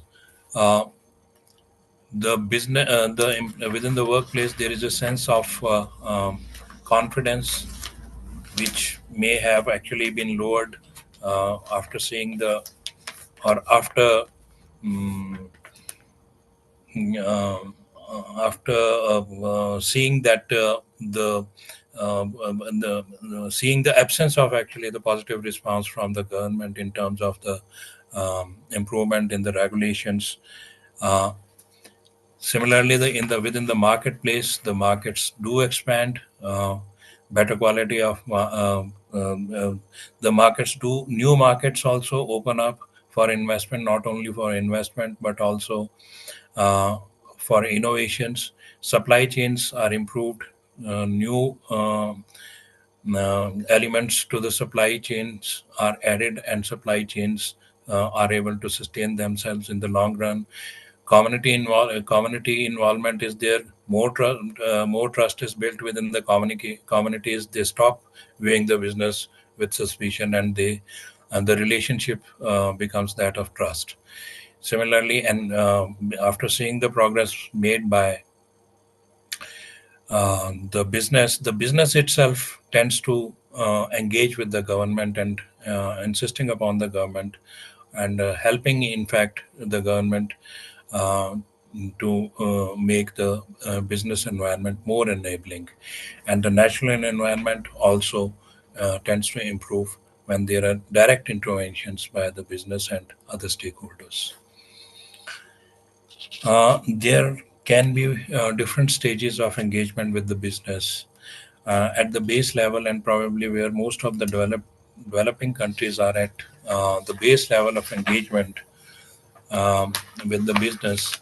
And here the business regulations are set without any consultations with the business. And in fact, uh, the business enabling environment is probably the most ignored aspect by the governments, as the business is taken by the governments as in the usual spirit. And even the business takes the business as a usual business. They just follows the business just follows the laws and regulations, pays its taxes in time, and it has very conventional relationships with the government. And during the stage one of engagement, the business itself takes the initiative and engages with the government and starts impressing upon the government to open up the policies, the open up the markets, and by initiating the dialogues. And however, this stage also sees the ad hoc responses to the industry initiatives by the government. And business itself engages with philanthropy, and it partners with various stakeholders just based on the opportunity, and engages with government, as I've already told, that engages with the government on the issues of business enabling environment. During the stage two, the development priorities of both business and the government and other stakeholders, they start aligning with one another, and the governments start engaging with the bilateral and multilateral development and funding agencies, NGOs, civil society, and also with the business. Uh, this engagement is specifically keeping in view the goals of set by the government for development, for long-term development of the economy. The business, in response to the government's initiatives, adopts voluntarily the certain standards and principles within the organization, within the business, and within the value chain, and they start partnering with the local producers, and the interests of the local producers also become the interests of the business, and the engagements are more strategic, uh, keeping in view the social and environmental investments. And the stage four is that all the stakeholders, all the three pillars of the society, they work very closely through systematic collaborations, and wherever the interests are aligned mm, to one another.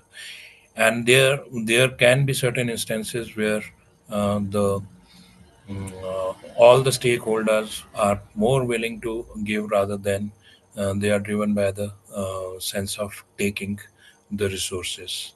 However, the stage four, I don't think I have not come across any economy at the across the globe where the stage four of partnerships has actually reached. Now the question is, what would motivate the business to enter into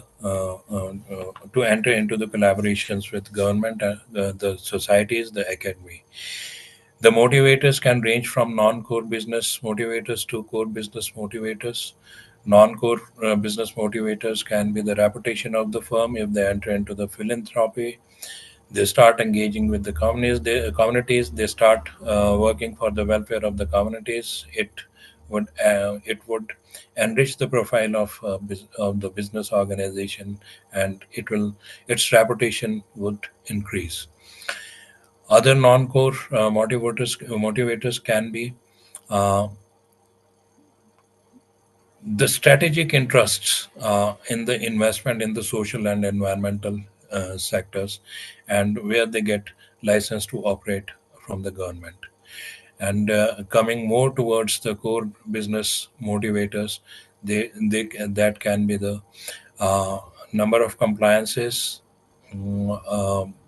If they engage in dialogue with the government, they can be able to impress upon the government to reduce the number of compliances and to set a time frame that um, within which, if the business completes fulfills all its compliances, then the automatic approvals are given to the business. And it risk management improves with the through the engagements. The risk is mitigated, and the supply chains improve, and they move towards sustainability.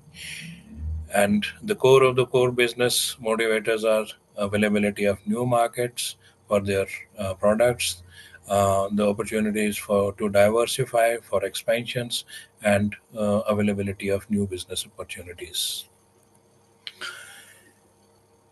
This particular slide actually gives some of the possible uh, partnerships uh, that can be entered into, um, where the interests of both the business and the government are aligned. And the business outcomes, if they are the increased access to the sufficiently qualified and skilled talent, which is always short in supply in today's markets, then the development initiatives taken by the government to increase the employment opportunities and resulting the employment rate, and to increase the individual's incomes, if these interests can be aligned, um, then education and workforce development can be one of the important partnerships which can see the motives and interests of both the partners having been met. Similarly, there can be the from the business perspective, the reduction in products and in the cost of products and services by increasing the reliability and efficiencies within the system. And the government's goal is to increase suppliers. For example, in this particular case, example is the farmers' income, and to improve access to the markets, then they can work together to strengthen the supply chains. This is just an illustrative slide, and possibilities are enormous. In fact, within each of the sustainable development goals, there can be many, much more opportunities for building the partnerships. Now, within the educational institutions, how the educational institutes can partner in the pursuit of the sustainable development goals, and why they are important. The most important and the single most factor which makes educational institutions as important partners in the pursuit of the sustainable development goals is that they are instrumental, extremely and very effectively instrumental in equipping children since their childhood with the knowledge and skills which are the requirement of today's markets. And which are important for realizing the outcomes in future. Mm, the knowledge instilled at the school level, as is well established now, always leaves high impact, and not only at the local level, but at national and international development processes also um, is also affected by the knowledge level, or by the knowledge that which is instilled into the students, which turn out to be a most suitable labor force in the market, and they help in taking the economy to the path of sustainable development. Uh, and their experiences are supported with the research, very robust research. Their curricula is based on the research and experiences and learning from the past experiences through innovations and adoptions. Uh, and especially their role becomes more important when the business is always in a hunt for um, the graduates, more and more graduates which have knowledge about uh, sustainable development goals. And also, the governments across the globe have started reorienting their development strategies, and they are actually looking to partner with the academicians. And in fact, one of the examples, if I would quote that the Niti Aayog has started partnering with the states, and they are looking within each state. They are looking for a partnership with the lead knowledge institutions. And I can share an example of Himachal Pradesh.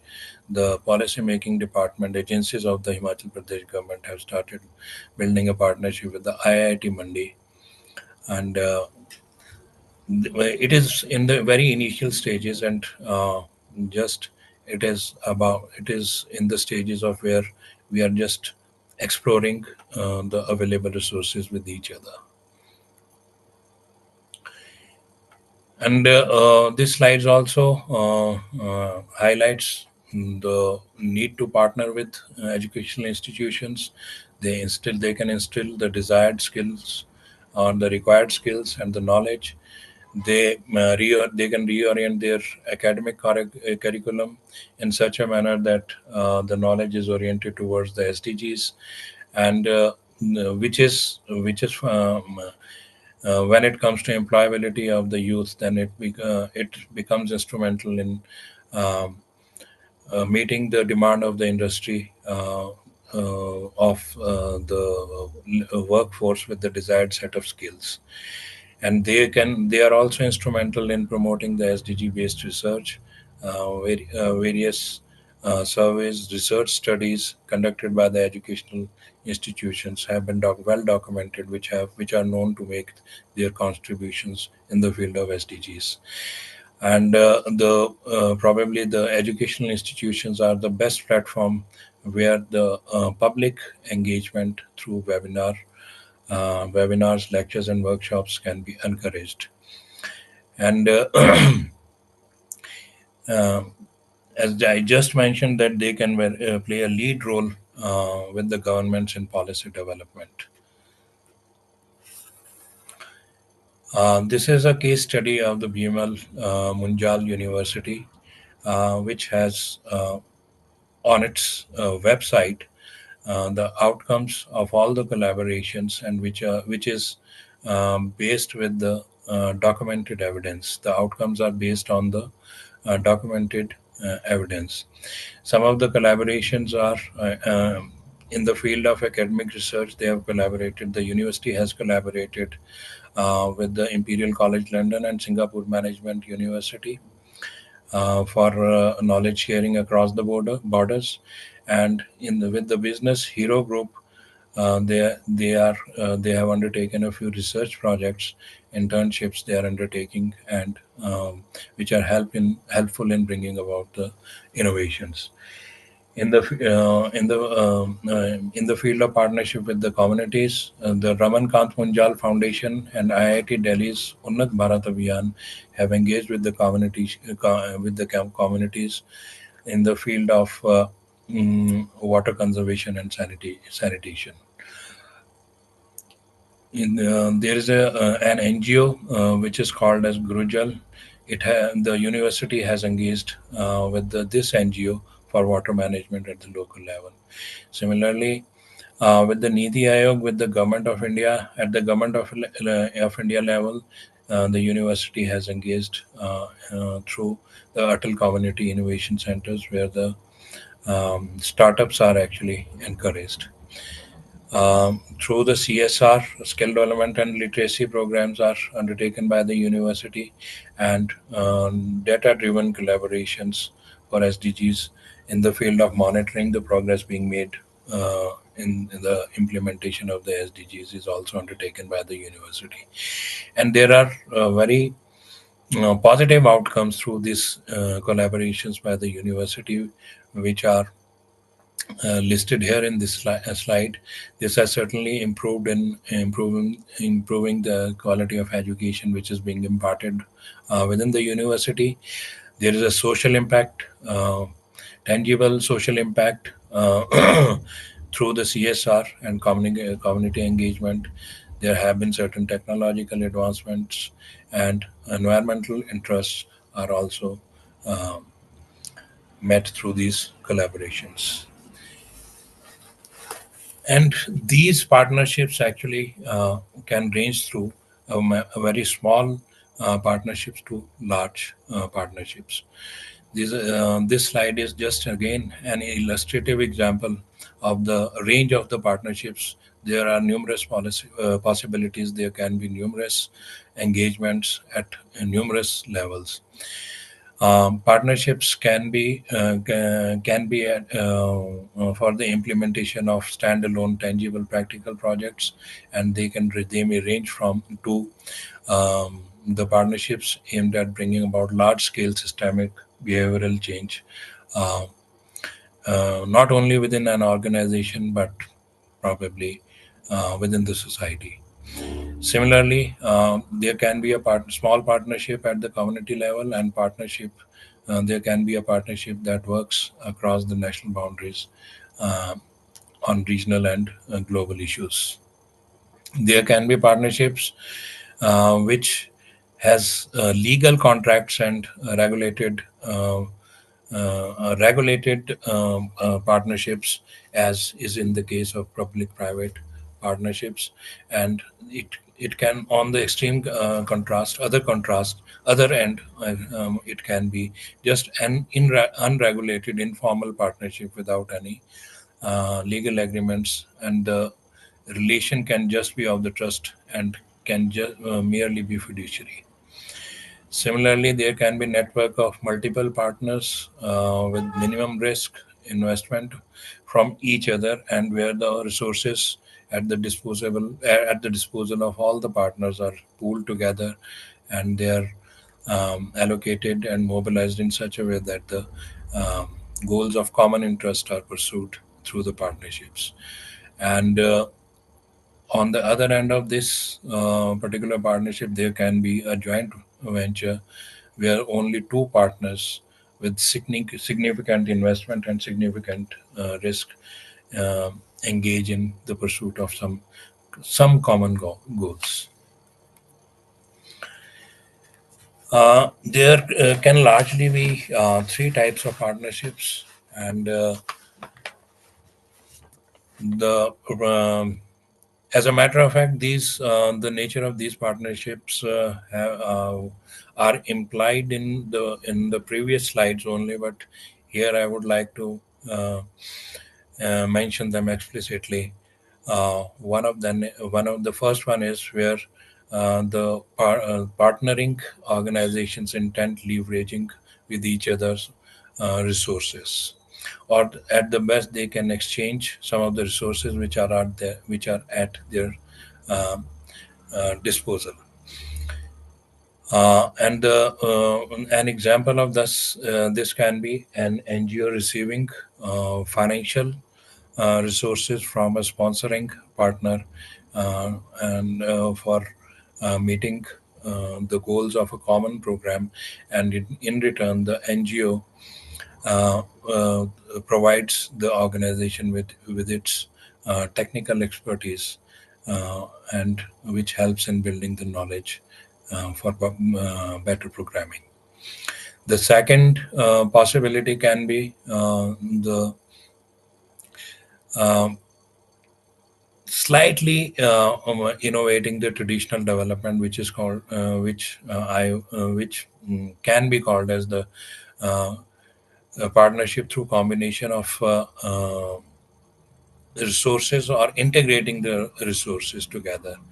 Here, the multiple partners combine their complementary or similar resources in ways which directly or indirectly deliver traditional development, which is the traditional development which I made a mention of in one of my previous slides, is largely where the organizations like uh, working in such a manner that the individual interests are protected, and if the common goals are met, they mm, they are not pursued with the vigor which uh, which is still a possibility if the partnership is stronger. And the example can be the multiple organizations coming together around an advocacy campaign, where the critical mass is gathered through the combined efforts and to initiate the action. And on the extreme end of the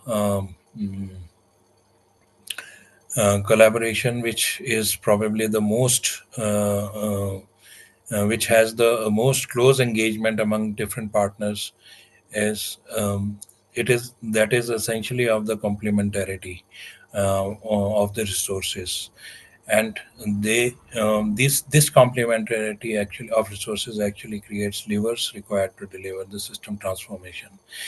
And is here, if we look at the example in the day-to-day life, then we can see some of the farmers and the traders and the food processing industry. They partner. They We can see them partnering and to build robust supply chains. The There can be a very large number of possible partners among the civil societies. Among the civil society, they can be communities, NGOs, organizations, or various groups, government, business, and this is just a list which is only illustrative, and there can be many other partners. And as I said in the beginning, that it all depends upon the context into which the partnership is being contemplated.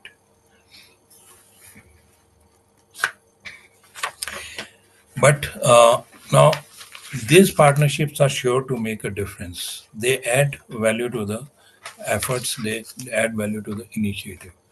And again, there are some values which partnerships can actually add to uh, the initiatives, the joint initiatives in the pursuit of the SDGs. And some of them are that the Complementarity of resources bring about a stronger impact which would have otherwise been impossible.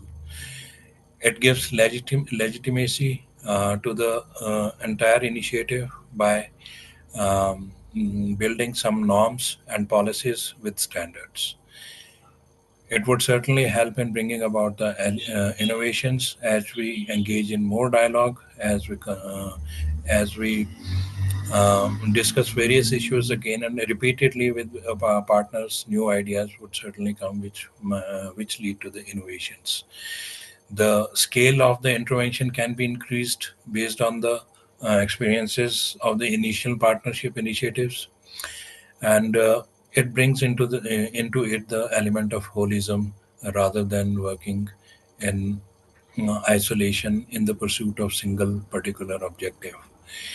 The shared learning enriches the knowledge base and which can be used in building the capacity for greater impact, and which can actually be shared with other partners, not within a particular sector but across the sectors. The risk is mitigated considerably by entering into the partnership, because here the responsibilities are shared, the accountability is also well defined for each of the partner. Streamlining is achieved through synergy of efforts, and the critical mass which is required to uh, just initiate a particular intervention is easy to achieve through the partnerships. And of course, last not but the least, the sense of trust and the uh, cohesion emerges through partnerships, and it gives a sense of a very strong connection between the partners. Now, very briefly, I would dedicate this slide to what exactly should be the partnering process. It is again just an indicative process, and again, it all depends upon the innovation, the innovative thinking, the creativity. The possibilities are numerous. But there has to be an entry point where the partners should start, and it is imperative for all the partners. And it is most likely the point at which all the potential stakeholders sit on a table and start discussing the issues. And uh, this need arises probably because of the repeated or a single uh, failed attempt in the pursuit of a particular objective, and then uh, probably the vision of a single individual or single organization among the various partners that works and that helps in bringing all the partners onto the discussion table. And there begins the scoping and building, where uh, the um, uh, the first and foremost requirement is the full understanding of the issue in hand, and then the various stakeholders and the required initiatives are mapped together, and the potential partners are identified based on the requirements, and then the engagements through the prioritization of the um, uh, available partners are then mapped together, and then a total assessment of the resources available with various partners is made, and then it comes to the partnership and probably signing of a partnership agreement.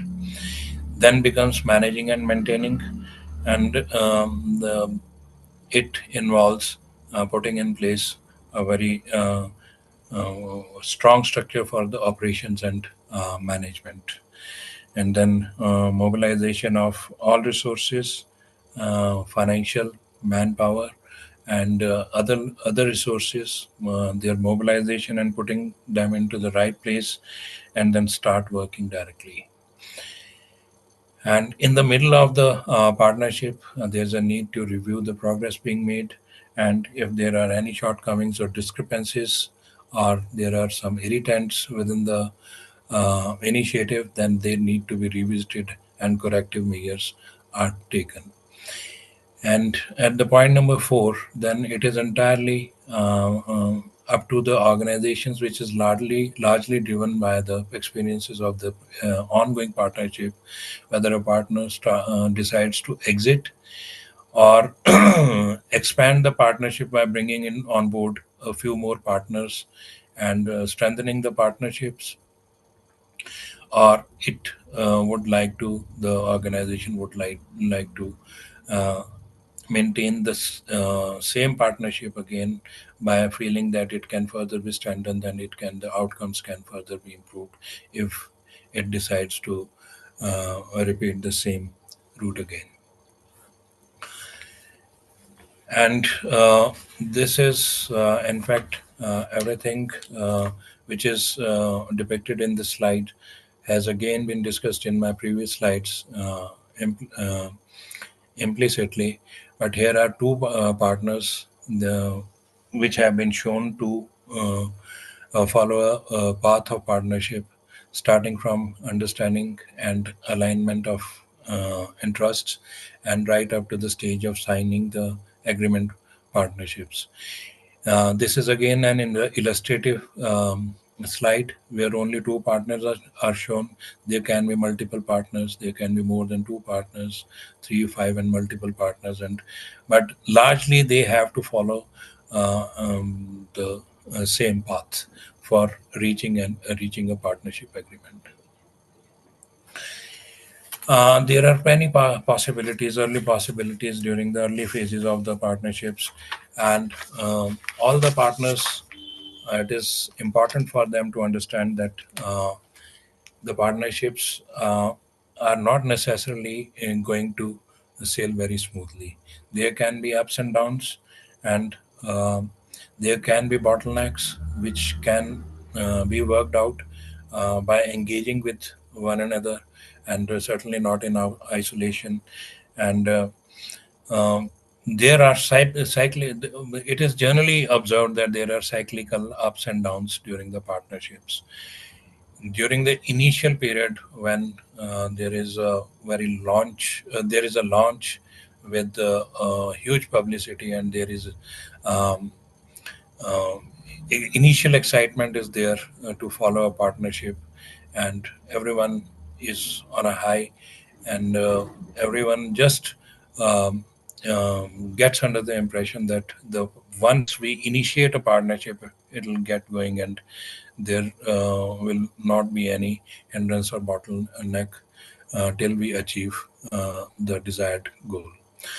However, gradually, the number of engagements, the frequency of dialogues gets reduced, um, and suddenly it is seen that the partners start losing interest as they start withdrawing from the um, engagements, from the discussions, from the dialogue, and uh, which results in slow pace of the progress.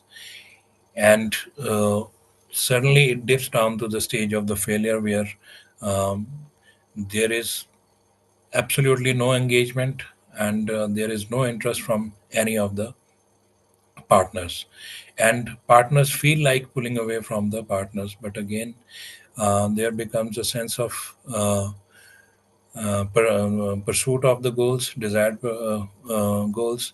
They again come to the discussion tables, they identify the bottlenecks, start working to remove those, and management systems start settling in, and the progress again starts taking shape. And finally, the partnerships end up performing, and the performance is, of course, judged against the desired outcomes and how effectively the outcomes are achieved. So these are the possibilities during the course of an engagement. There can be various ups and downs. However, the partners, as we have seen in numerous cases, the partnerships learn from the experiences, take corrective measures, midterm corrective measures, and they restart and sometimes reboot and achieve the uh, outcomes. Uh, in fact, it is the goal of a particular partnership in which it is being pursued that decides uh, that how much value is added, how much impact is made at the end of the partnership. If the goal is to uh, adding value to an individual organization, and even if at the expense of some other organization, then probably if this partnership is not going to end up with the desired level of impact. And the uh, on the extreme contrast with this adversarial partnership is the partnership for value maximization, where which is driven largely by the sense of giving and not of the taking, where every partner is willing to contribute to its best capability towards meeting the common interests. And somewhere in the middle of in between of these two extremes of partnerships is the interest-based partnerships, where the stakeholders agree to align certain interests of each of the organizations. And although it is a win-win situation for all the partners, but the impact is much less than what would have been if the partners had aimed at value maximization. So, in the last slide of my presentation, I would just emphasize on four building blocks of the partnerships across the various sectors. And the first one is the fundamentals. Fundamental is that uh, it is the partnerships contribute in achieving a very significant amount of value. At the end of the partnership, the there has to be, there is a significant value in comparison to the resources which are required to achieve an objective. And if we weigh the resources and the value achieved, then the value should overweigh the resources availability. That is one of the fundamental principle which should be followed by entering into the partnership.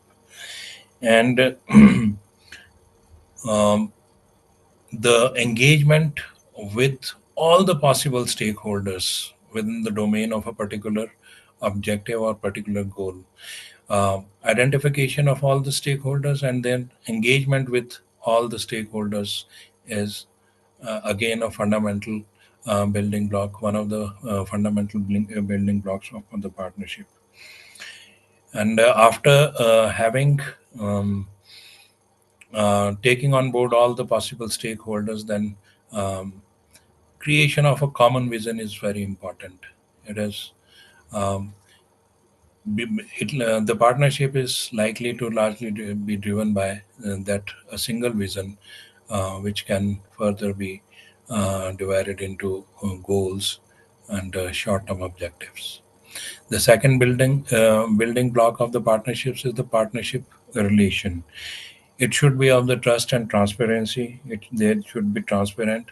The center of power should be balanced. It should not be within a same. The center should not be, the power should not be centered within a few partners or within a single partner, and it should be equitable.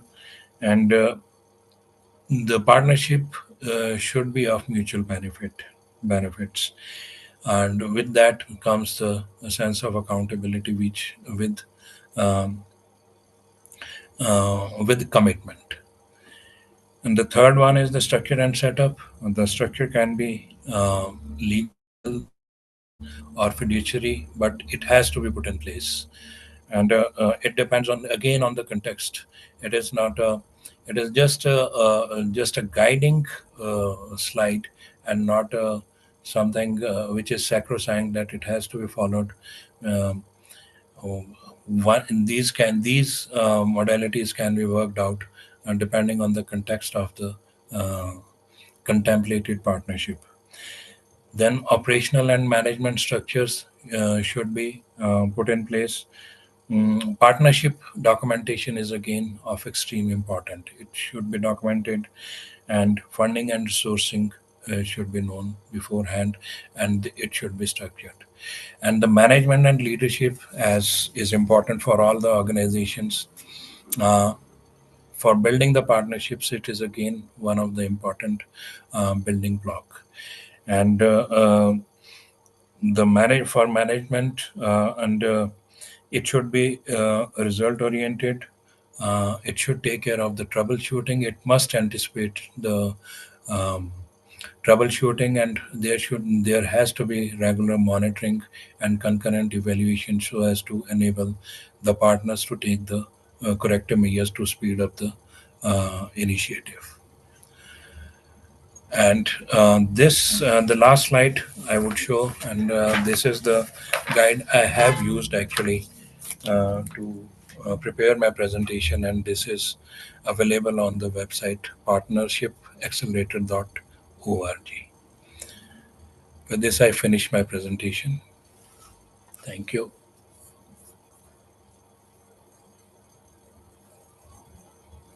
Thank you so much, Dr. Sood, for your thoughts on SDG 17 and giving us some of the suggestions which you feel may work. And basically, collaboration is definitely going to be the key. If participants have any questions, kindly unmute and ask, or you can type in the chat. You can definitely clarify some doubts and have some more thoughts from Dr. Sood.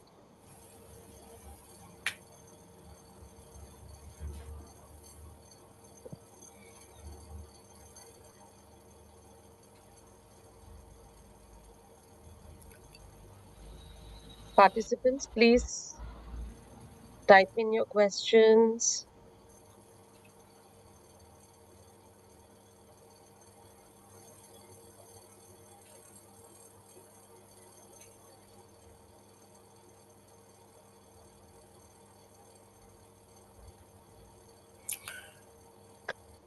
Dr. Tina, the participants do not ask any question under two possibilities only. One is that everything is clear to them, and another one is the extreme eventuality is that nothing which I told was understood by them. Right. No, normally they have been asking in all sessions. I think Mr. Devendra Sharma ji has also posted something.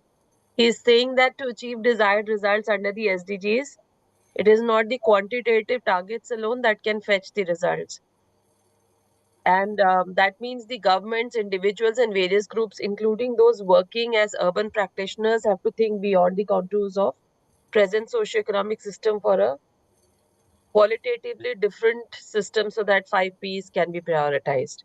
So, Devendra Sharma ji has given his comment, and maybe he wants you to add your thoughts, anything that you would want to say to his perspective.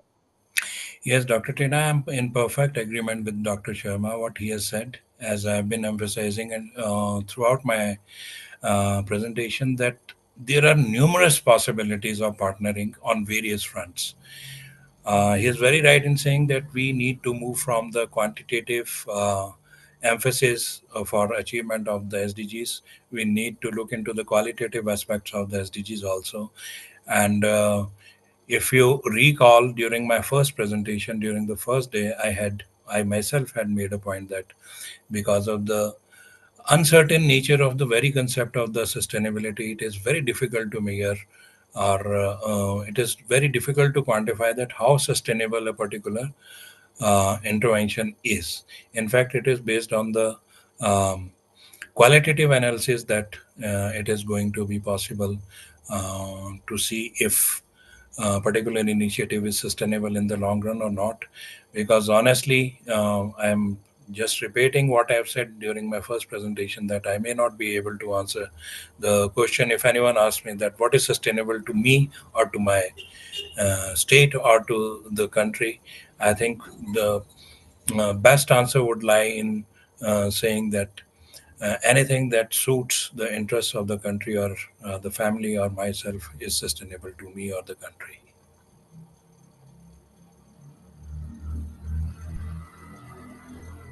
Very true, sir, very true. So there's one thought in a few participants they had discussed and asked from other um, speakers also.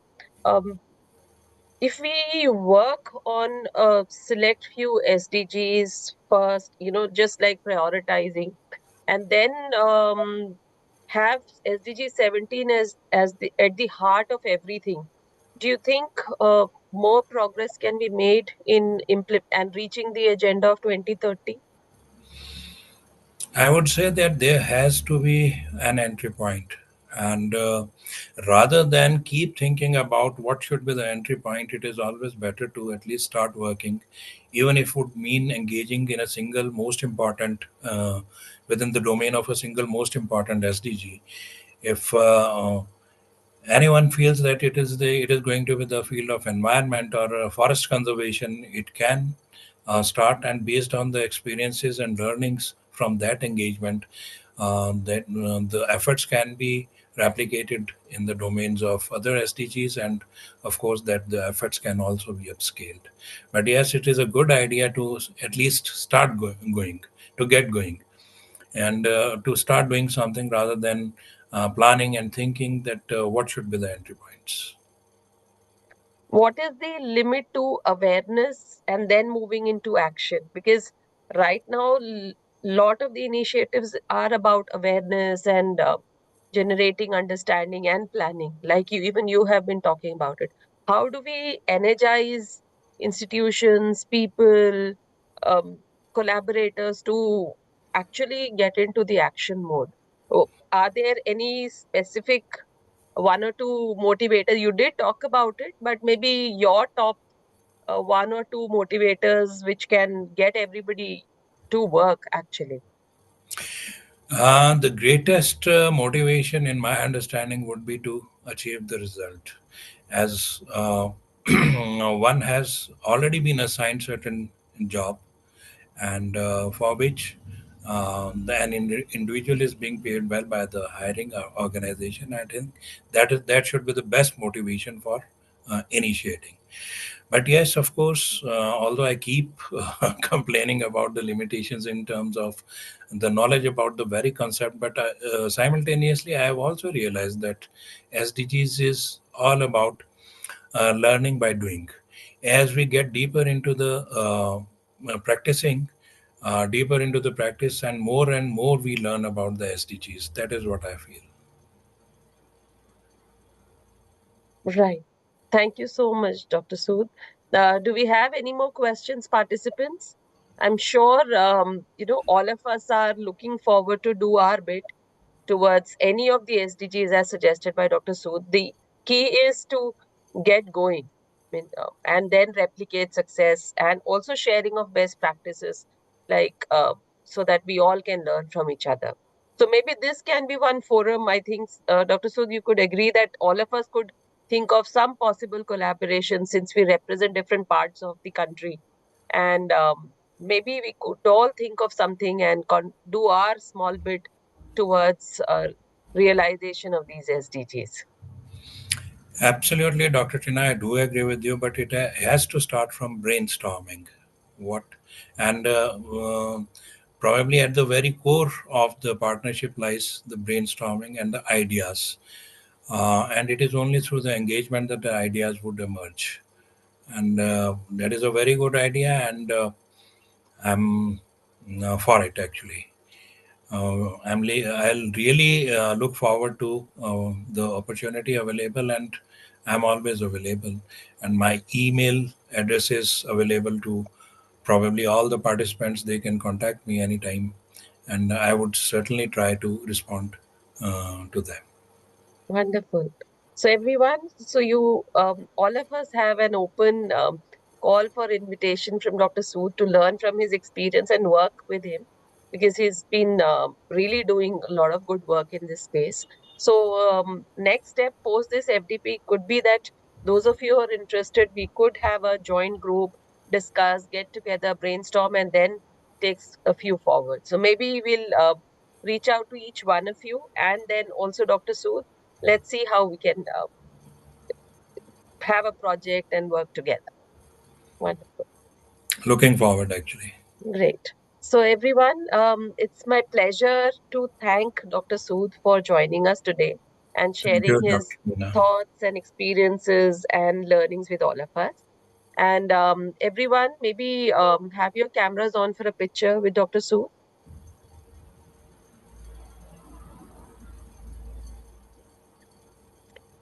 Sharif, if you could also come online, and yeah.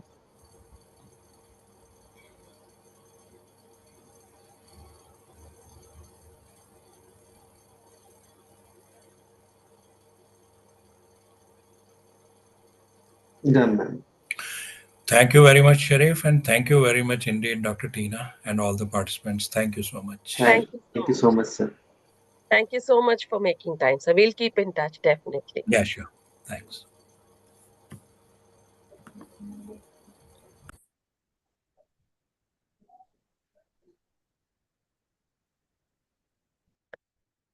So everyone, I'm sure all of you are tired, and you're looking forward to the closure of this FTP. Maybe last few important aspects we must talk about, and before we move on to the valedictory session.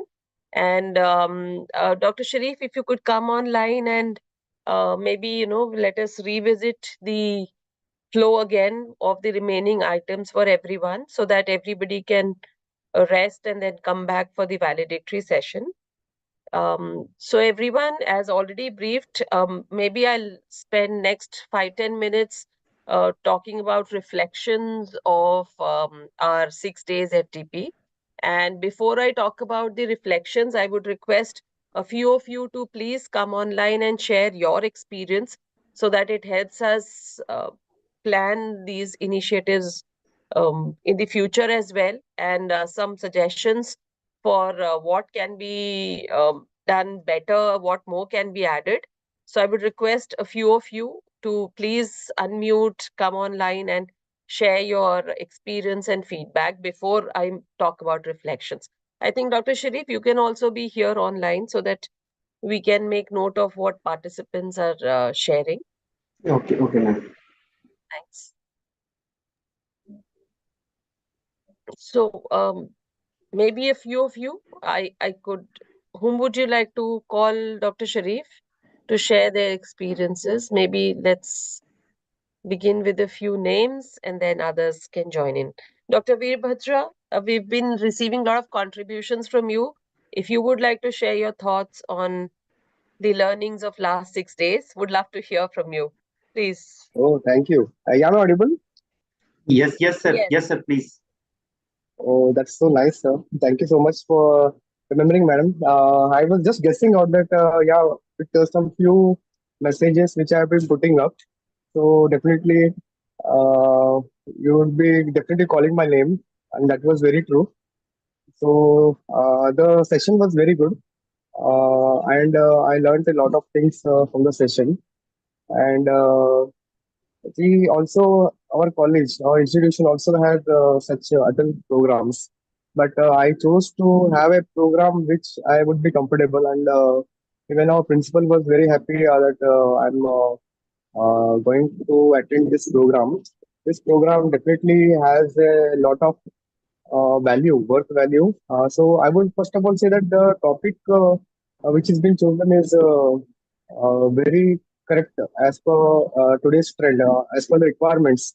So research in most of the areas, I have found that we are speaking about sustainability. Recently, we have also published one of the paper in ICCC 2025 in Chandrapur, one conference. We have published some papers. So we have also started working with the this community engagement projects. And when I was learning all these SDG modules and all, so there is a lot of thing to work on, and definitely it's not like you can do it so easily. A lot of study is needed. And secondly, I have been today. I just checked your college and your details and all the things, and it's really very nice. The college is really very good. Maybe sometime I will also come and meet you people. So you hosted a very good program, and will add a lot of value to my study work. And I will also try to see that I will publish papers in this area, especially we are in the technical line. So I cannot say much more about the technical part, whatever points have been discussed, but surely I have to read the literatures very carefully, and then I can give more insights about it. But surely we have started our work in the community engagement projects, and it is very very in the nascent stage. So very nice work done by NDIM. Thank you so much. Thank you, Dr. Veerbhadra, for sharing your thoughts. And we'd love to host you here whenever you're here in Delhi. Please do come in and meet us. Definitely, ma'am. Definitely, ma'am. We'll Thank you so definitely much. love to collaborate. Yes. Yeah. Who would like to share their experience next? Dr. Rakhi, you are. Would you like to share something? So, Dr. Divya, Mr. Naresh, if you would like to come online, because you have also been participating actively and asking questions, would love to hear your thoughts.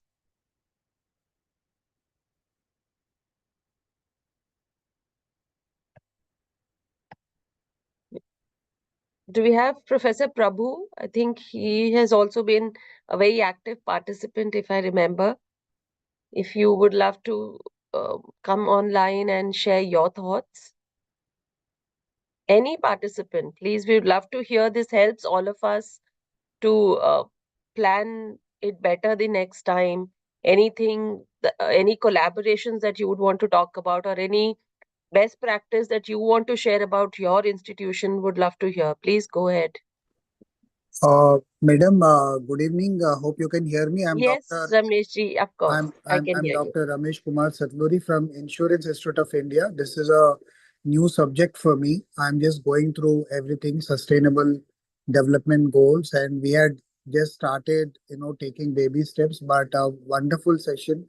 I just want to thank the organizers and all the faculty who have been teaching us for the past 4 or 5 days.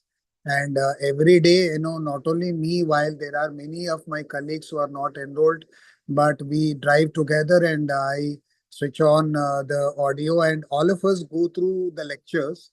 And the presentations are also very, very useful. I think it is while it looks like a single step, it's going to be a giant leap for the implementation of sustainable development goals from different industries. I belong to a totally different industry, but I am going to carry this message to my organization, to all my colleagues about the implementation part. And I just want to thank the organization of the entire thing, the organizers, and also all the faculties. Thank you so much, madam. Thank you, Dr. Ramesh Kumar, for sharing your experiences, and really happy to share that you are already sharing your learning with your colleagues. Thank you so much. Thanks a lot. So, Dr. Barnidharan, if you're here today, you have also been contributing. If you want to share something, some of your experiences.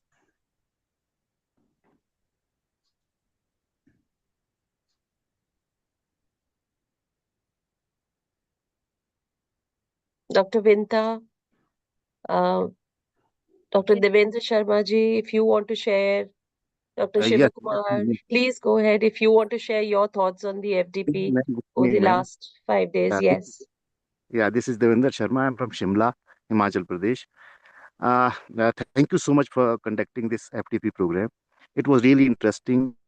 All sessions were beautiful. All sessions were brainstorming. Actually, in the beginning, Dr. Sharif told me to join this FTP, and I was basically very new to this thing, and I was reluctant. Going on? What will be there in this FTP? But I really enjoyed. It was really thought-provoking for me. I learned so many things out of this FTP program. As also, I learned things which are really was interesting and really important for future. And also, I would love to do any partnership with your institution in future. So if that could happen, I'll contact with Dr. Sharif. And thank you so much for organizing this beautiful FDP, man. Thank you so much. Thank you so much, Devin sir. It's a pleasure. Thank you so much. So anyone else? I'm seeing Dr. Divya's message. Thank you for sharing. We'll definitely organize something together in the OBE. We are already working in that space a lot. And we look forward to maybe organizing a workshop and invite all of you. Dr. Ishrat, if you would like to share something, Dr. Vinta. Yeah, good Yeah, evening, ma'am, and good good. evening, everyone. It is an honor to share my thoughts on this enriching 6 days FDP program. It's focused on sustainable development goals. And so, first and foremost, I would like to express my heartfelt gratitude to the organizer and DIM for taking this initiative and providing us with this valuable platform for learning and collaboration. So this FDP has been a transformative journey, bringing together experts from diverse fields who guided us on critical themes such as curriculum design, techniques, strategies, research in SDG areas, community engagement. Mind blowing session was and so each session was very well planned, very well delivered, leaving us with very profound insights and practical tools to implement SDGs in our academic and professional area. So once again, I thank to NDIM for organizing this outstanding initiatives and giving us the opportunity to learn, collaborate, and grow. So, my gratitude also goes to the expert speakers and facilitators who shared their invaluable knowledge and experience with us. So, yeah, I look forward to applying what I have learned in my work and hope to contribute meaningfully toward achieving the SDGs. So, thank you once again. Thank you, ma'am. Thank you, Thank Dr. you so much, Dr. Vinta, for sharing your experience. Thank you. And we look forward to your work in future in this space. I think that goes for each one of us. Let us take this message forward and work towards implementation. And I'm extremely happy to meet all of you. And I see Dr. Barney Dharan's background. It's very interesting. If you would like to share your thoughts, Dr. Barney Dharan, about your experience.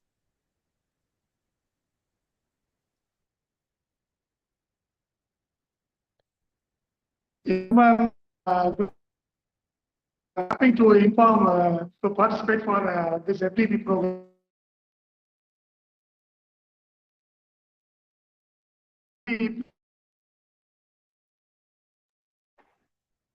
Maybe there is a voice. I think there's a network issue, Dr. Bharnidharan, but we can see your background. I mean, it's very interesting, wonderful. So maybe once your network is better, we can request you to share. Group of institution, Chennai, Tamil Nadu. So happy to participate in our FDP, ma'am, and excellent section. And thank you very much. Bye bye. Thank you so much, Dr. Bharnidharan. Anyone else want to share their thoughts? Ma'am, very good evening. This is Good Satyam. evening, Satyamurthy ji. Yeah. Yes, Please go ahead. Dr. Satyamurthy from Kalasalingam College of Research and Education, ma'am, Tamil Nadu. First of all, I would like to thank you, this institution, and to you, ma'am, and congratulations for organizing such a wonderful event to us. Thank you, and I just gratitude to the experts, those have sharing their knowledge and wisdom with us. Thank you. And every day, the last 5 days, we had fulfill our days. Once we have finished of 9:30, I had feel something. I have learned something from you. So thank you for organizing such a wonderful event. And I would take it forward to our institution to what I have learned from this FTP. I just wanted to implement the same into our institution in an effective way. Thank you, ma'am. Thank you for your such a wonderful initiative, ma'am. Thank you, ma'am. Thank you so much, Dr. Satyamurthy. And whenever you're in Delhi, please drop in. We'll definitely look at how we all can work together. It's a Sure, pleasure. sure, ma'am. Sure, ma'am. Thank you. Thank you. So if there is anyone else wants to share, otherwise we can. Good evening, madam. My Yes, voice is audible, madam? Shivakumarji, yes, you are audible. Thank you, madam. Thank you. I am from Ramco Institute of Technology, Tamil Nadu, madam. In our institute, we have now institute nominated around 5 faculty members to attend this program. Thanks to our management, and by the meantime, we would like to extend our heartfelt gratitude to the organizers of this FTP. This initiative is of immense significance as it provides a platform for especially academic professionals to deepen their understandings of SDGs and explore ways to integrate these goals into teaching, research, and community engagement, madam. Yes, madam. This kind of programs empower educators to contribute especially meaningfully to societal progress while fostering innovation and sustainability within our institution. Our sincere thanks to all the coordinators, speakers, and the participants for their dedication to engaging in this program, madam. In the meantime, we have self-analyzed our department publications with the Scopus database. We are a 10 years of existence a department. So as of now, 93 publications were mapped with the SDG, SDG, madam. This is the source from the Scopus database. And now we can get some clarity. Okay, so in which goal our publications has been contributed, where we are now exactly. By the meantime, madam, I am very proud to say that Ramco Institute of Technology is an authorized signatory of SDG Accord since 2023. SDG Accord is an international organization run by the Environmental Association for Universities and Colleges, addressing these role of educational institutions in delivering our UN SDGs. So, with your kind permission, I would like to share the link to all the other participants. Okay, about the initiative of SDG Accord. I hope so. The experts will go through that, and then they will take right direction. Especially, madam, in the recently, our institution acts upon its commitment towards SDG and submit the reports annually, madam. Every year, we are submitting the report. So, we address the climate actions as we contributed to the development of Miyawaki plantation in our campus. That is reflected in the annual report also. So, anyway, so thank you for giving this great opportunity, madam. I would like to share that SDG Accord link with your Please, Dr. Shivakumar, share it in the chat so that everyone can have access to it, and everyone, we all can collaborate and work together. Thank you, madam. So thank you so much, everyone, for sharing your time and contribution and participation with us. And just to summarize all the learnings that we had over the last 6 days, there are some key pointers we thought we could reflect upon so that it helps all of us to take it back to our respective organizations and institutions and work towards that space. So basically, there were so many sessions. All of you learned so much from each of these sessions. And the first session was about introducing all of us to 17 different SDGs and what is that global framework all about, and how there is interconnectedness of each of the SDGs and how we can contribute in a local space, which will automatically have an impact over the national and the global agenda. And at each of the SDG, education is at the heart of it. And it is about fostering awareness, it is about creating awareness and taking action and mapping SDG into teaching. So, irrespective of which domain we are representing here, but it helps the future generation of our country if we can integrate our work, our knowledge, our research, our curriculum with various SDGs that are there. Session 2 talked about integrating SDGs, especially into the curriculum design. So there was it was suggested by the expert that there is need to create interdisciplinary courses, and SDGs uh, can be implemented irrespective of domains, and there is need for mapping curriculum and collaboration amongst various specialization areas, and there is need to embed SDGs into the academic frameworks. And for all of us, we must take back and do our bit for promoting all SDGs, but especially SDG 3. If we take care of SDG 4, definitely we are doing our bit as educators, as institutional representatives, and creating awareness about all the other aspects.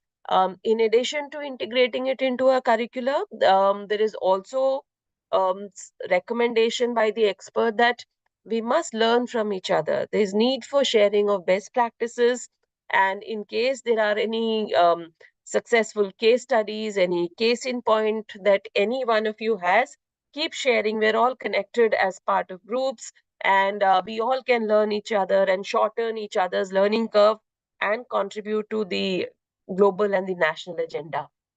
Session 3 was specifically about teaching strategies for SDG engagement, and there was emphasis made on use of active learning principles, use of project-based learning, experiential learning, and aligning it with the NEP requirements, and ensuring that there is more room for collaborative activities which um, promote and foster and use and leverage critical thinking, and promoting ownership amongst learners for their content, for their activities, and commitment towards various SDGs.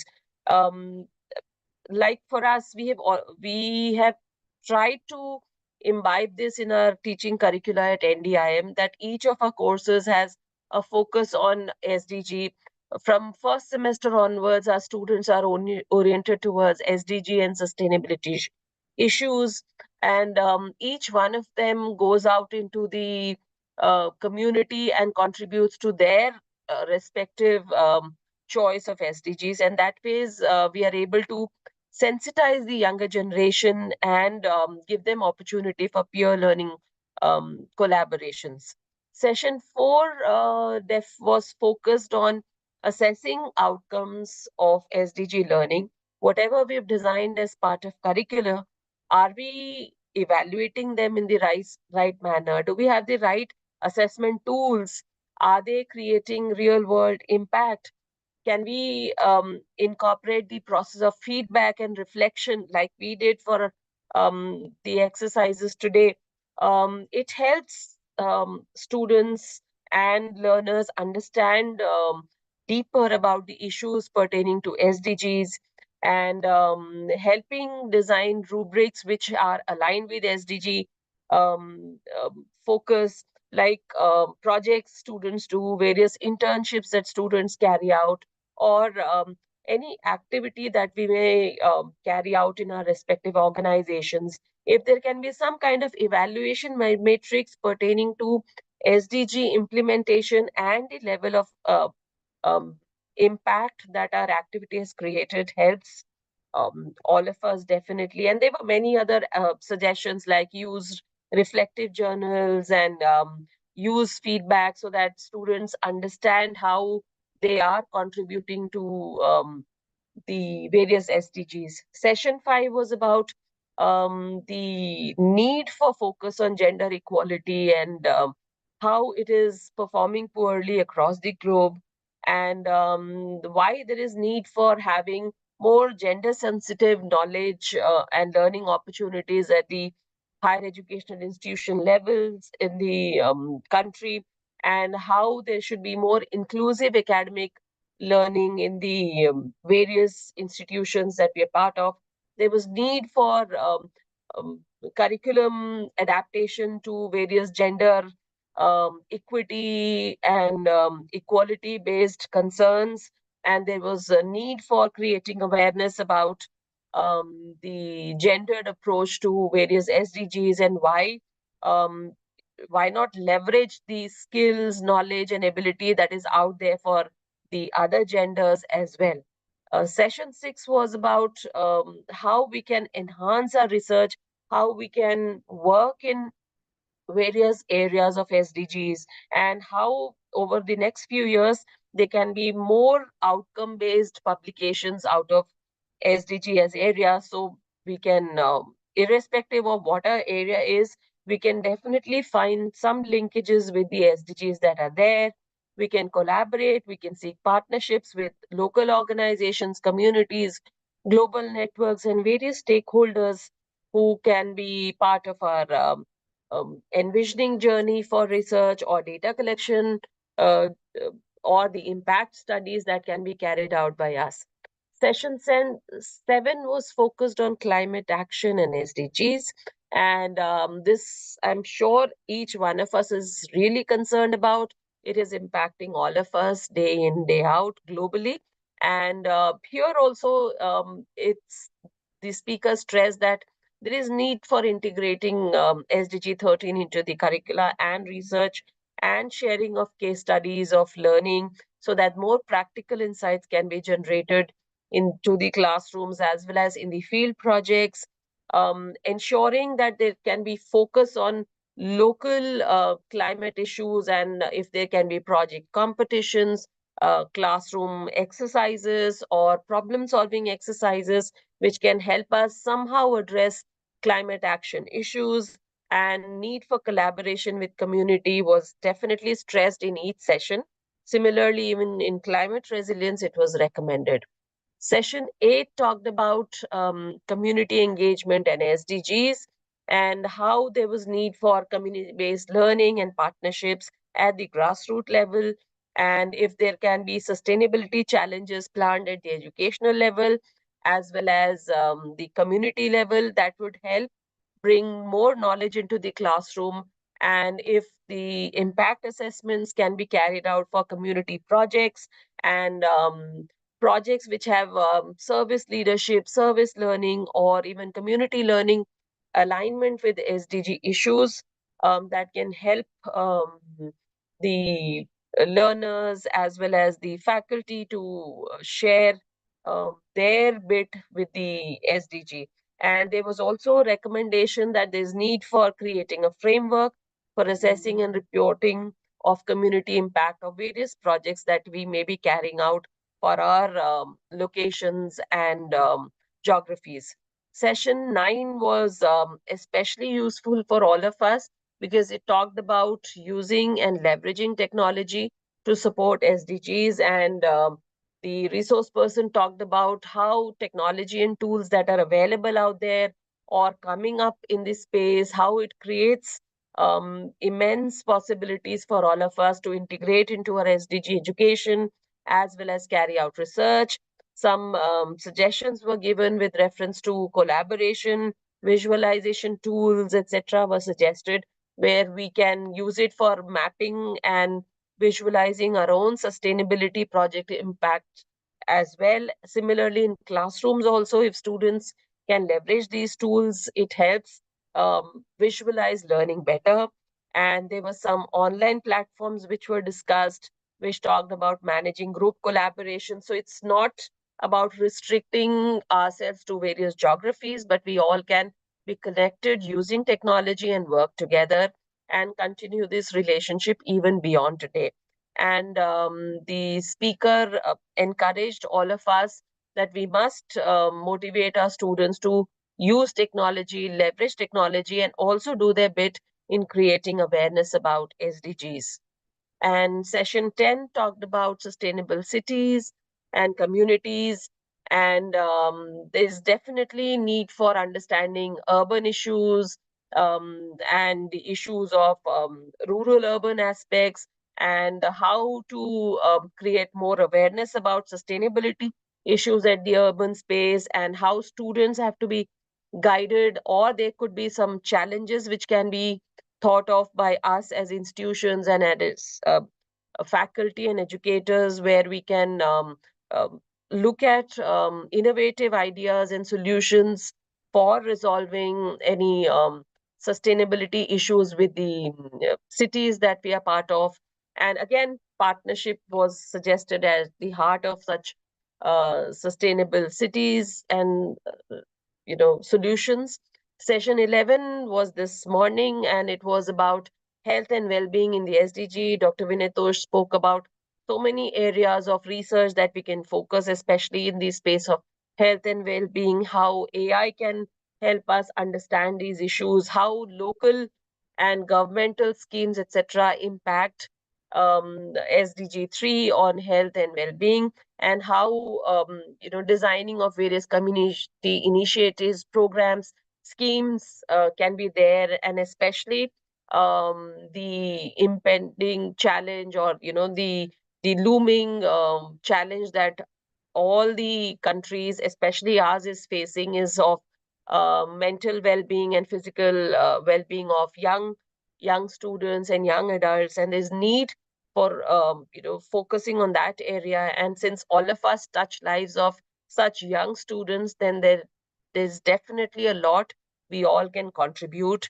And in addition to teaching, research, classroom discussions, we can definitely partner with local healthcare organizations, departments, to understand their challenges and provide experiential learning opportunities to our students, and look for global partnerships for research and funding opportunities. And the final session was about partnerships for goal, which was basically the crux of SDG 17, which says that to move forward in achieving the SDGs or even the agenda for 2030, the onus must be on partnership. And all speakers stressed a lot on partnerships and need for establishing connection with various stakeholders in the spaces that each one of us is working on, and how there is need for partnership between business, government, developmental organizations, and academic institutions. And Dr. Sood also talked about various steps one can leverage in utilizing the SDG 17 and how we can plan our initiatives better.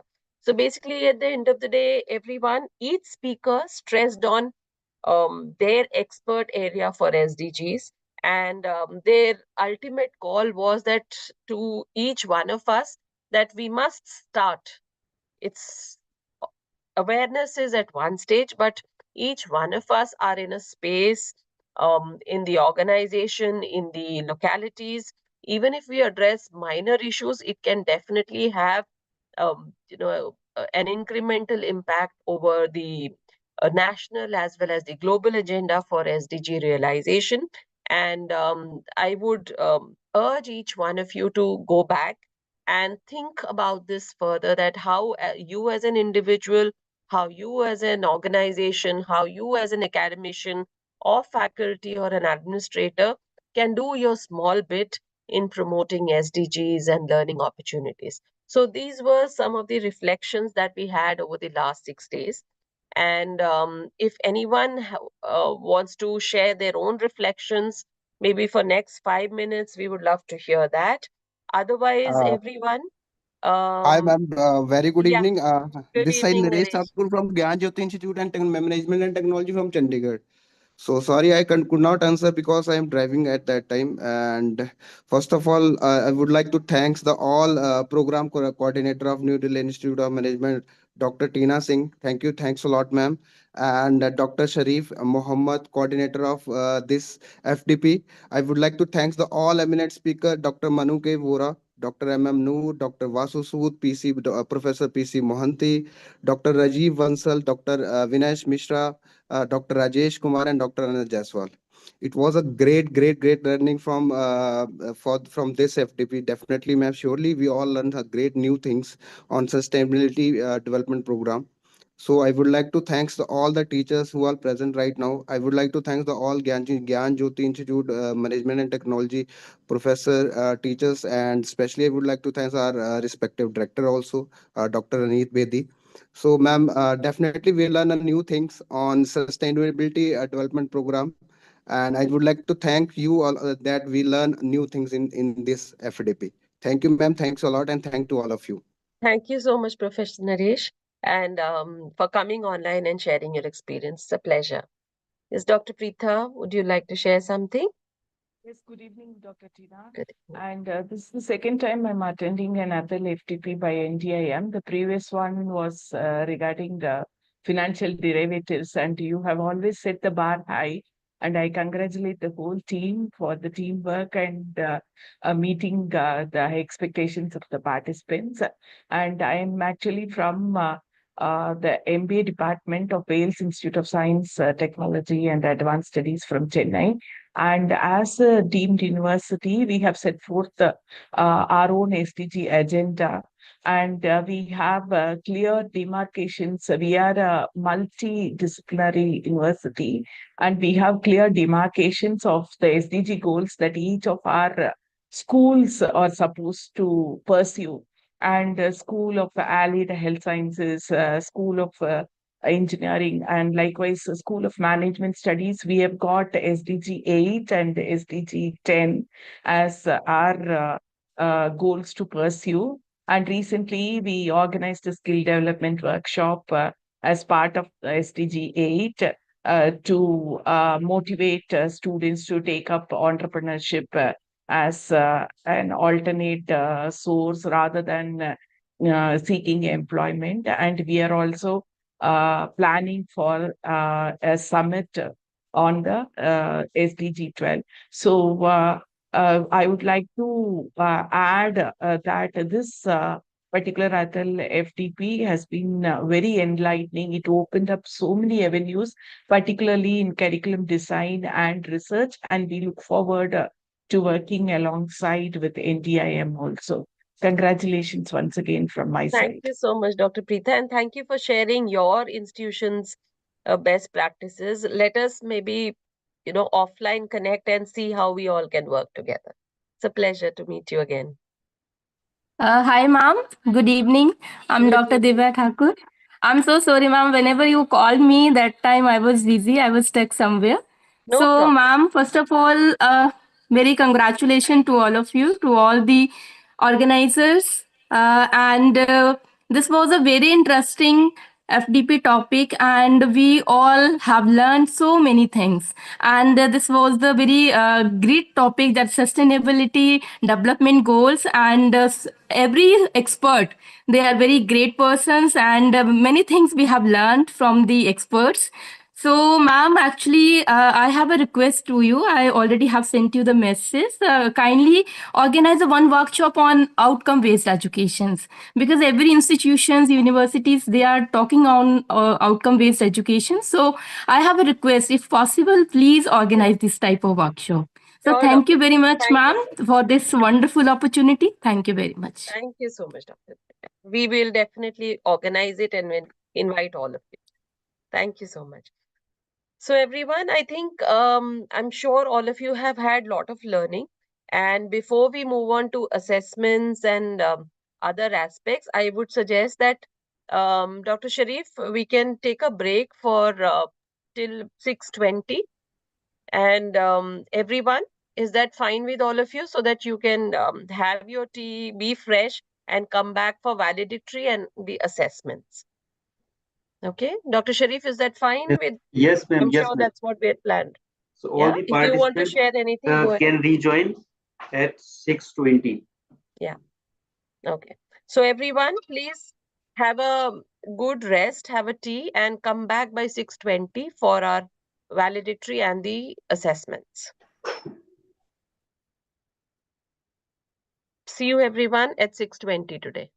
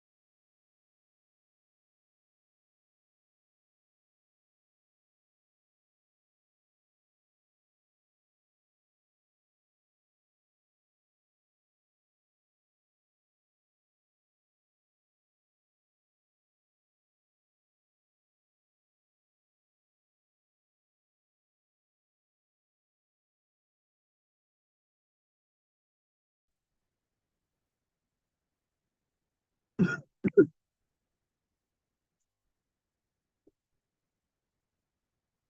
सब आ तो रहे हैं but इसमें आवाज नहीं आ रही, आवाज नहीं आ रही पति।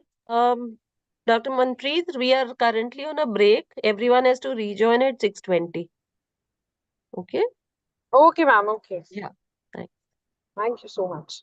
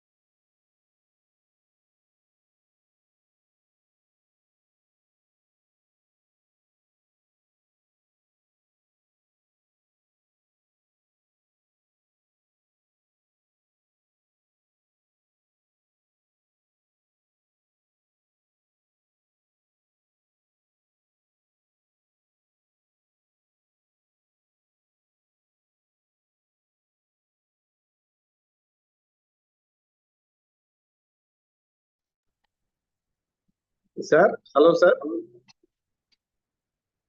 Yes, Dr. Prabhu. Madam, what time we should start, madam, the test? 6:20 we will start the valedictory. Okay, madam. Test also we should write parallelly. We will give the test after that. Thank you, madam. Thank you for the clarity, madam. Thank you.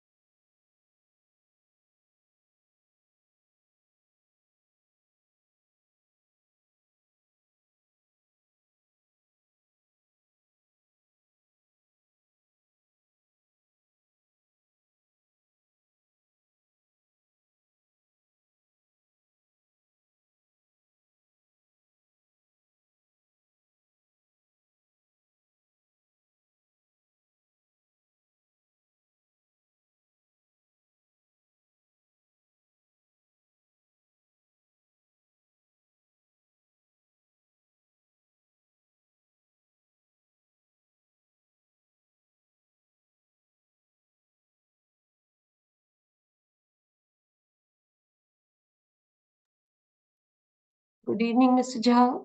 Can you hear me? Yes, I can.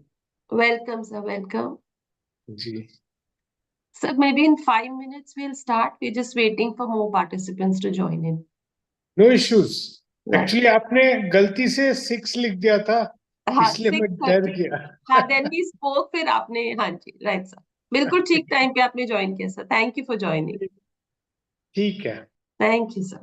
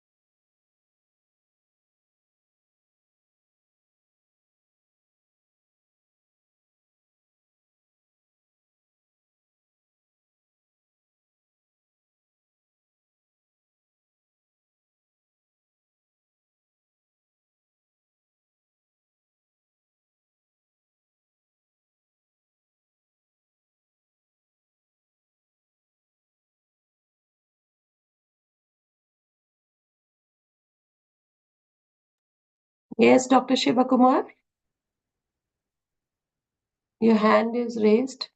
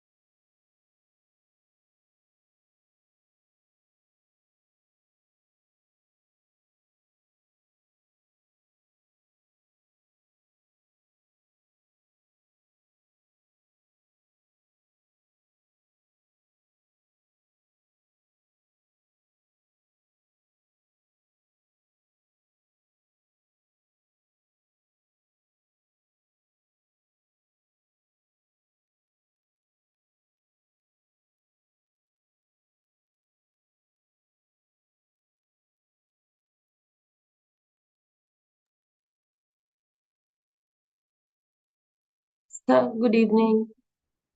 Hello, good evening. Good evening. Sir, we have Mr. Ratnesh Shah here. Yeah. So he is also here. नमस्कार झा साहब, कैसे हैं आप? Thank you, sir. Thank you for sparing your time with us and for something which is close to your heart very strongly. Absolutely. Yeah. So we thought we too would learn something from you and associate with you. Thank you. So if I have your permissions, may we begin now? Please. Thank you. So good evening, everyone. It is our honor to welcome you all to the valedictory session of our 1-week AICTE training and learning, that is ATAL FDP, on navigating SDGs, a faculty guide to sustainability achievement. This FDP had aimed to empower participants with knowledge and practical insights on integrating sustainable development goals into academic and professional practices. The program featured interactive sessions led by eminent experts from academia and industry, and this was organized by New Delhi Institute of Management. Over the last 6 days, we had wonderful sessions by expert speakers like Dr. Manu K. Vora from USA.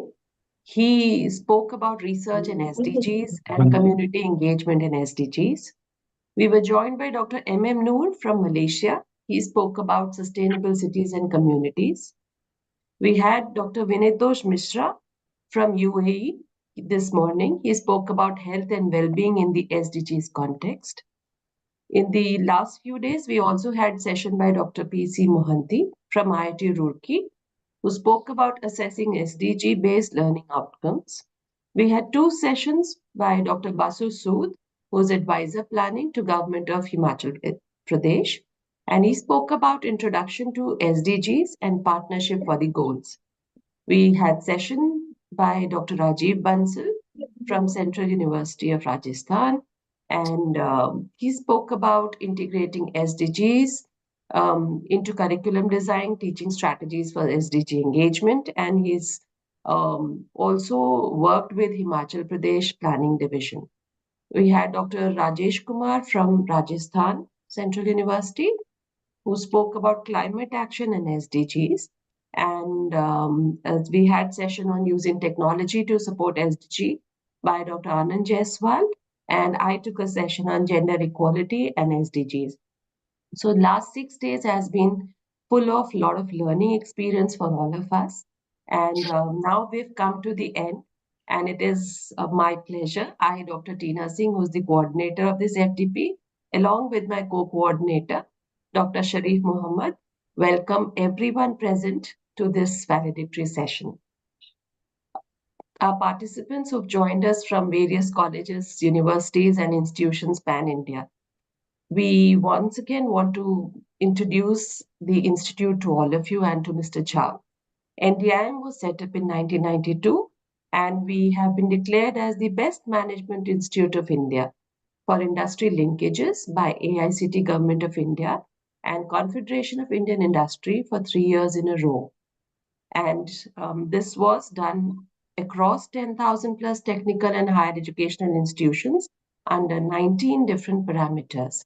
We've also been awarded for our contribution to enhancing employability and creating employment by ASSOCHAM for last 5 years or so.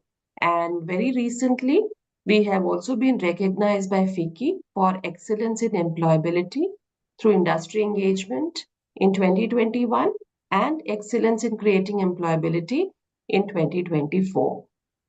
And I'm extremely happy to share with all of you that we have also been elevated to the status of Mentor Institute by the AICTE. And we are also ranked 88th in the NIRF ranking of 2024. And I'm extremely happy to introduce and invite our keynote speaker for today, Mr. Ratnesh Jha. Mr. Jha is a development professional with more than 3 decades of experience in India working on design and development of large-scale development projects in India. He is presently working as Executive Director at UN Global Compact Network in India. He was working as a senior fellow at the National Institute of Public Finance and Policy during June 2018 to June 2022 as part of UNDP 2009 to 2018. He has supported bottom of the pyramid clients to improve access to financial services, livelihood opportunities, skill and entrepreneurship training. He has provided policy and research support to national and international issues related to inclusion and growth. During 91 to 2009, he was associated with SIDBI and was engaged in credit and business development support facilitation to MSME to all segments of the MSMEs. He has worked extensively with the private sector to develop viable models of blended finance in enterprise promotion, skill development, trade facilitation, and financial inclusion. His academic training in economics, sociology, development finance, industrial policy, database management at leading universities of India and Europe gives him a unique perspective on policy advocacy and implementation. He was awarded the prestigious British Chevening as well as the UGC Fellowship. He is a certified associate of the Indian Institute of Banking and Finance. His specialities include financial inclusion, poverty analysis, design and development of projects, training, financial analysis, policy advocacy, corporate governance, consulting, and many such areas. And today we are extremely happy and honored to welcome you at NDM platform. May I request Mr. Jha to please deliver his keynote address. Thank you. Thank you all, and a very warm welcome to this evening. Normally 25th January Eve is associated with President and Prime Minister addressing the nation on the eve of the Republic Day. So I'm honored to be of some use to all of you who have spared their time and energy and their faculties to think about issues related to the Sustainable Development Goals, which is our middle name. And I was especially struck by the NDIM's achievement, which you outlined. I mean, in 1992, Minister born in 1992, you have achieved so much in such a short time. That's amazing.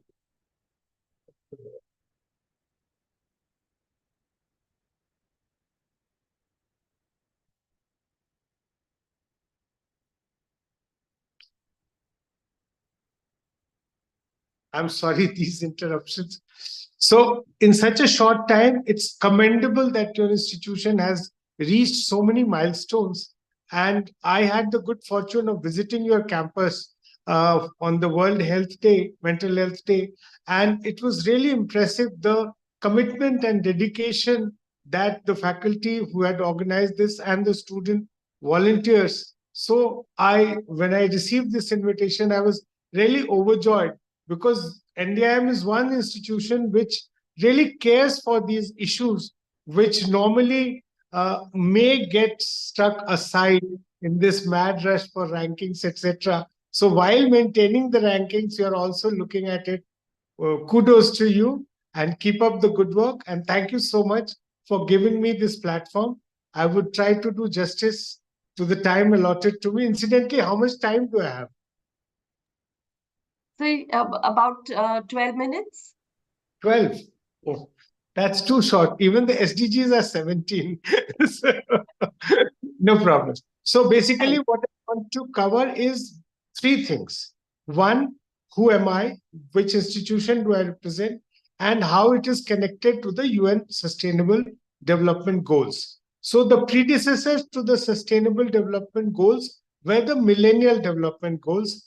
And Mr. Kofi Annan, who was the then Secretary General, had thought very deeply about how, without the active support of the private sector, the world will not be able to achieve the Millennial Development Goals. And that is when he created the UN Global Compact to pursue the UN goals and ideals encapsulated in terms of 10 universal principles in the areas of environment, human rights, labor laws, as well as anti-corruption.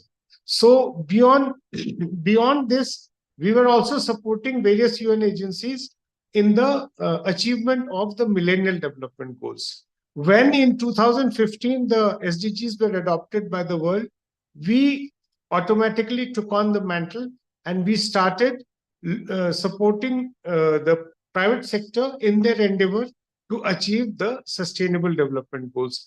And that is what is the key today. So my address would basically look at three aspects of the efforts that we make.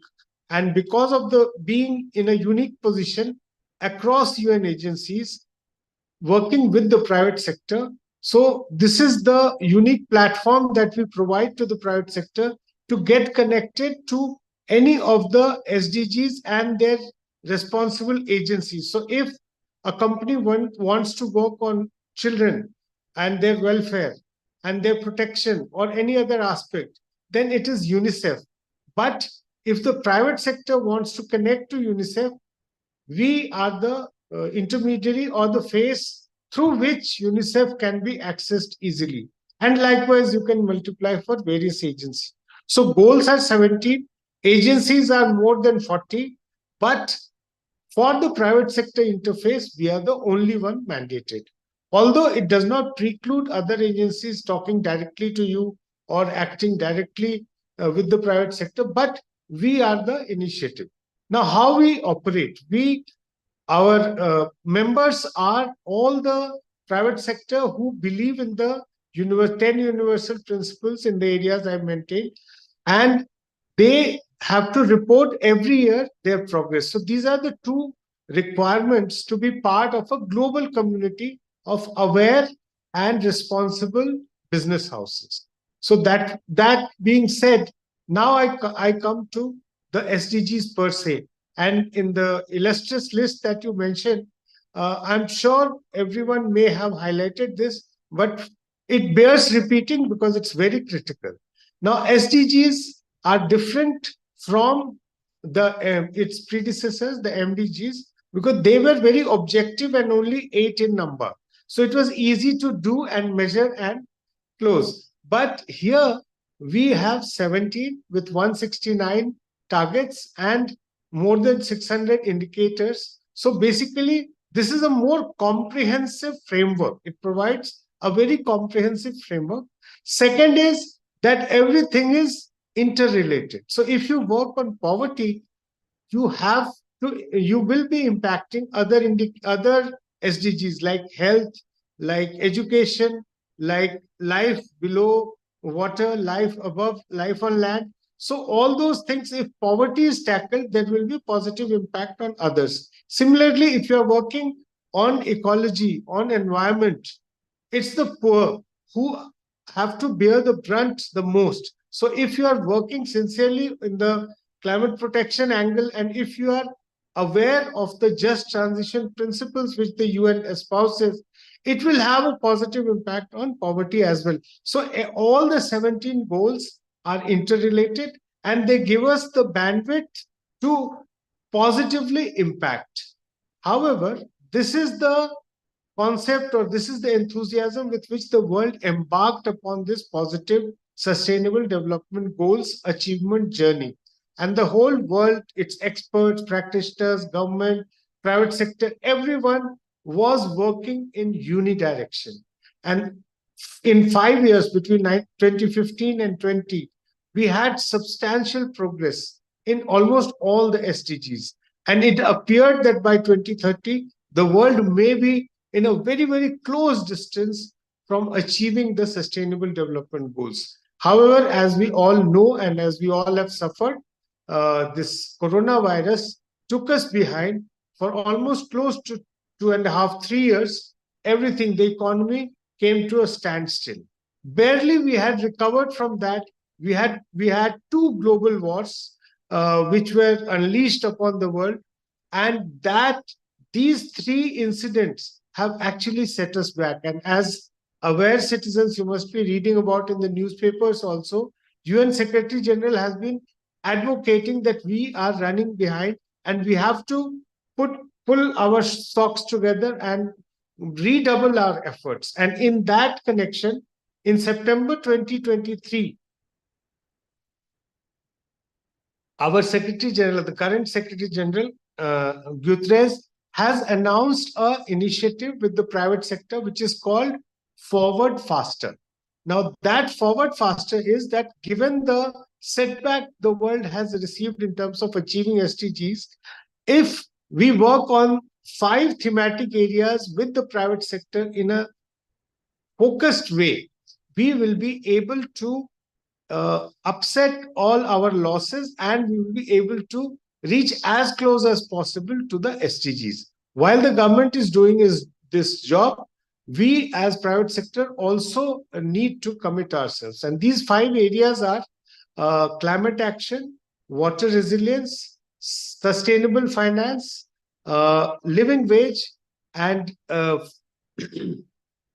one more, it will come to me. So basically, we are talking about gender equality, the one very close to you. You have taken a session also on that. So basically, these are the 5 thematic areas in which, if the corporates are able to reorient their resources, their internal workings, their support through CSR funds, as well as employee volunteering, the world will be closer to the SDGs than otherwise. So that is the thinking with which in India also we have taken it up. We have more than 450 participants, members from the private sector who are actively supporting in this, and the tribe is growing.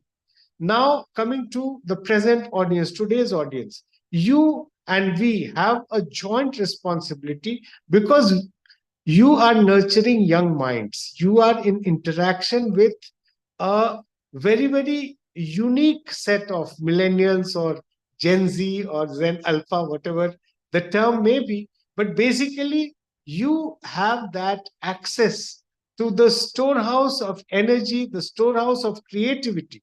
And India, being the capital of this youth dividend, these educational institutions and management institutions are at the forefront of turning the tide, because your students will become future managers, and future managers in their course of 40-45 years of active professional offering to the society, they would have to make millions of decisions. And if sustainability is ingrained in them while they are students, I think the battle is half won, because many times the position where I sit, many times it's not intentional, it's lack of awareness. It's frustration about lack of availability of options.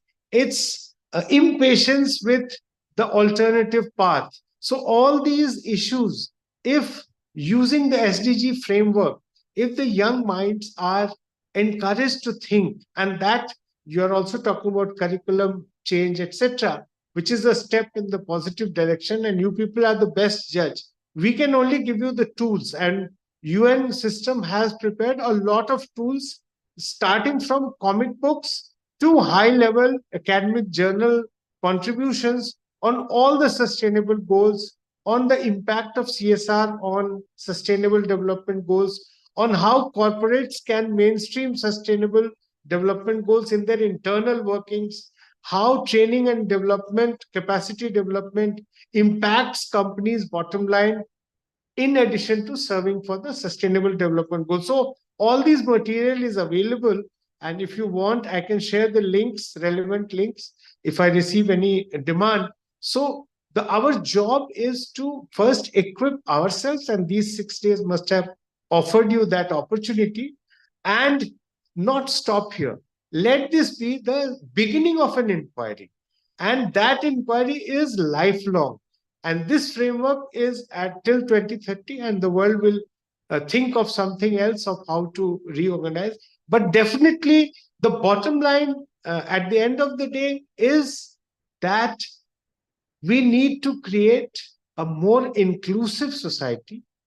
And while we are creating that, we have to be mindful of the obligation we have to the future generation regarding resources. We do not have unlimited resources. These resources are limited, and we have to share it.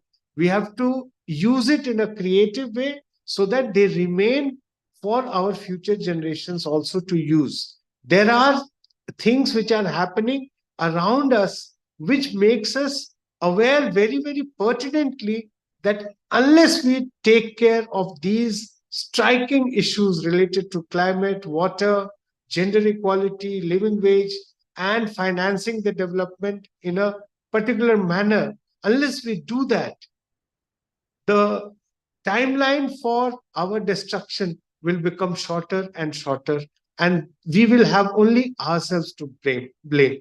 So, thank you so much for giving the opportunity. If there is time, I would be happy to answer any specific questions.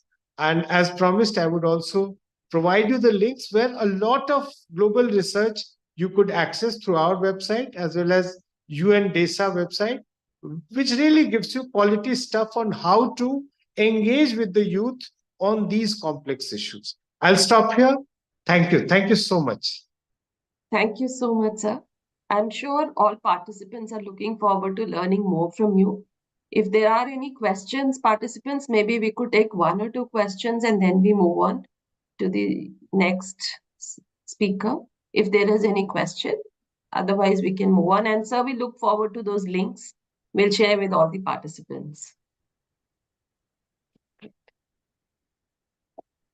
So, thank you so much, Mr. Jha, for sharing the entire process and how we can contribute and what are the agencies that we can contact and reach out to for doing more work in the space of SDGs, and how there are more opportunities waiting for happen and for people to find out, and we as educators really have a big role to play, and institutions like us and the participants institutions, if they all commit to contributing to each of the SDG, things would be better for all of us. Thank you so much for sharing your expert knowledge with everyone.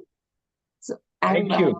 Thank you so much. Thank you. Thank you. So everyone, I'm extremely happy to invite our chief patron, Dr. V.M. Bansal, to say a few words to all of you. Dr. Bansal is a former distinguished bureaucrat, and he was the youngest and the longest serving secretary of Delhi Development Authority for 17 years. He was also the advisor to the Lieutenant Governor of Delhi. He was directly dealing one-to-one with the Prime Minister's office, with the union ministers, and with every chief minister.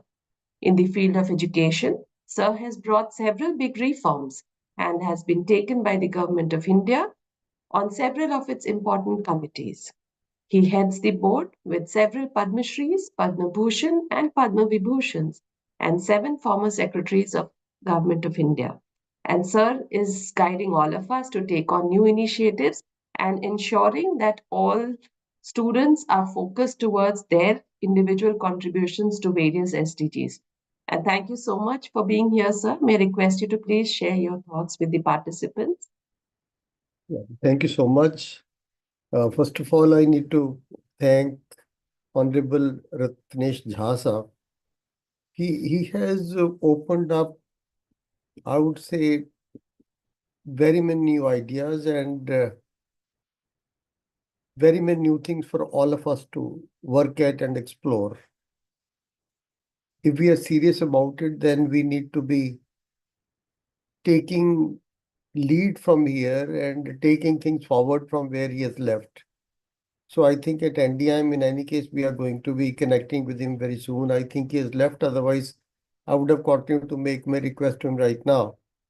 But thank you so much, all the other colleagues, 163 of you present here. It's a great time. Thank you very much. Team NDIM led by Professor Tina Singh.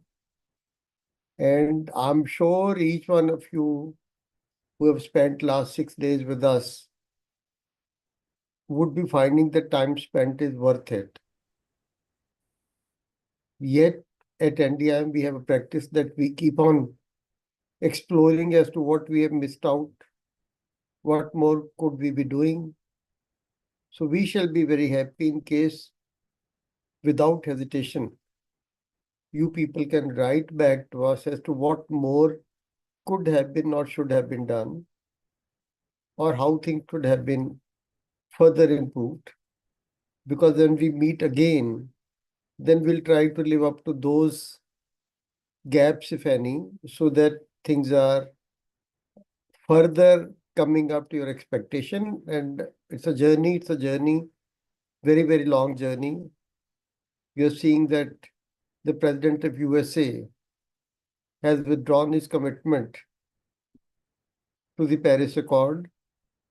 So, as I mentioned on day one, as mentioned by Mr. Jha also, even if we can start this journey back at our own homes, back at the schools, back at the colleges, I think we would be doing our bit into this so that the next generation, the generation thereof, is at least aware of their responsibility and is aware of the challenges before things go beyond their reach. And as teachers, that in any case, you people have all been doing all this while. And I'm sure after this 6 days of or 7 days of learning, we will be moving that direction faster, much more seriously, with results in mind. Because at times we do the things as best as we can, but we miss out on the outcomes. So let us all work that whatever we do, that has a positive outcome, which gives you the satisfaction that you have done something towards SDGs. And before leaving, I would reiterate my other request or suggestion to you, which I made to you on day one, that let us create a platform. Each one of us can make a difference. We don't require many people. In any case, we're already many people together right now, and we have been so for the last 7 days. If we all get together and we take it seriously, I'm sure we can make a difference. We do not want the world to come to support us. If 165 people or 166 people take this aspect, take this learning, take this commitment seriously, we can make a difference. So let us start it today. And as mentioned, tomorrow being our Republic Day, so we can have this feeling of happiness or contribution to not only to national cause, but it's not a job that is being done only for the nation. This is a job you're doing for the whole globe. This is a job you're doing for generations to come on the earth, not only in India. So in case we can contribute ourselves, devote ourselves, decide ourselves to it do today, then we can be getting into it as a big platform, which should be very active platform, taking responses, suggestions from each one of you, and each one of you can be owner of that to implement those suggestions. So thank you very much. I'm sure we would stay connected. If nothing else, even that will be something sustainable. So let us create some sustainable relationships among them. Thank you very much. And Jai Hind, I can say, because we are waiting for the president's address now and for the Republic Day tomorrow. Thank you so much. Best wishes to you. Thank you, sir. Thank you so much, sir, for inspiring all of us. All the participants before this session did share their feedback. So we'll compile everything and share with you. And all of us have decided that we'll definitely collaborate and take this initiative forward. And this being the starting point for all of us to be connected. So we, yes, we discussed that. Thank you, sir. Thank you so much for being here. So everyone, if we could have one group picture as part of our valedictory session, please may I request you to have your cameras on.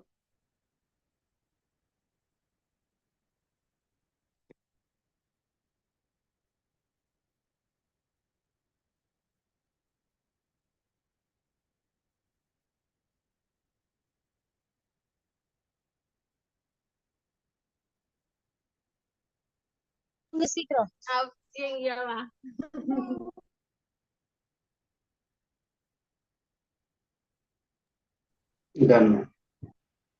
Done? Right. Thank you. Thank you so much, sir, for joining the valedictory session. And everyone, now we formally conclude the valedictory session and move on to the next steps, which is the assessment. And Dr. Sharif, you can take them through the process now. Please, if you could come online and share the process.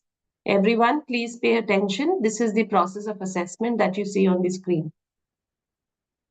Please go ahead, Sharif. You can unmute yourself and explain how it's done. So you have to just log in your ATAL FDP portal, and in the assessment tab, you have to just click here.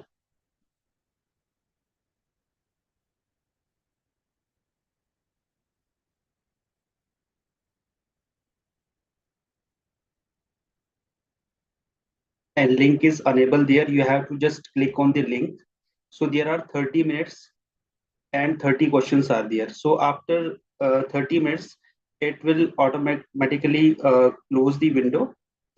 And after that, there's a feedback tab also. So you have to just click on feedback tab. So feedback form is also there. So you have to just fill there. So if you get any problem to filling your assessment or feedback, so kindly text me personally. So we have Google form also. If you get the problem in the portal, so we get to fill it through Google form. So Sharif, there's a question if they have to attempt it now on the portal right now, right? Okay, so this is the mem link. So all Yeah, the participants can see this. Everyone, can you see it on the screen? Check They have box to attempt here, now, then Sharif, they're asking. start your first checkbox this,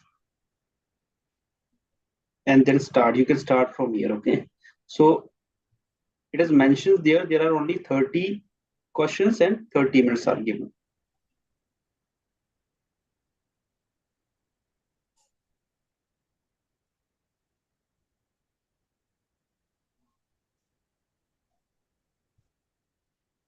And this is for feedback.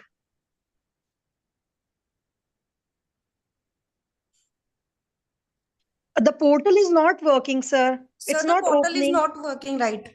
Sir, it's generating an error. Yeah. It's giving an error. Ma'am, Sir, you sometimes send a link for chat box. Directly click the link and go to attend the exam. It is a very easy. And just now try to the ATAL website. It's not open. Okay, yeah. Yeah, it is work now. it is working basically. So could you tell once again, because Sir, here I can 502 bad gateway. 502 bad gateway display for the ATAL portal. So you can try, sometime after 5 minutes, after 10 Sometime you minutes. will give for 30 minutes only. How many time I will try? Sorry, it is saying question not submitted. Okay. So we Yes, are sir, sending. not working. The portal is not working. Okay, so we are sending you Google form link for the assessment as well as for the feedback in the WhatsApp group. Please, sir, please. Okay. So is there any time to submit this assignment? Can we do it tomorrow? Or No, ma'am. This time only this time. Okay, sir. Okay. So we are sending both the links on the your WhatsApp group. WhatsApp or chat box, sir? Yes. No. Your link is sent it to a WhatsApp or chat WhatsApp box. It will be sent in both. Please check the chat. Yeah, correct. Yeah, it will be sent in both. Don't. Yes. ATAL, where is ATAL? So, okay, one message received, but request you kindly join. Sir, hi sir, good evening. Still we didn't get any type of link in group also. Please share the link. Just everyone give 1 minute. It's just being posted. Just be patient. It will be pasted on the chat also and the WhatsApp group also. Just give us a minute. That same information. Hope so you get it. Still also. It's posted on the WhatsApp group. Sharif also posted on the Zoom chat.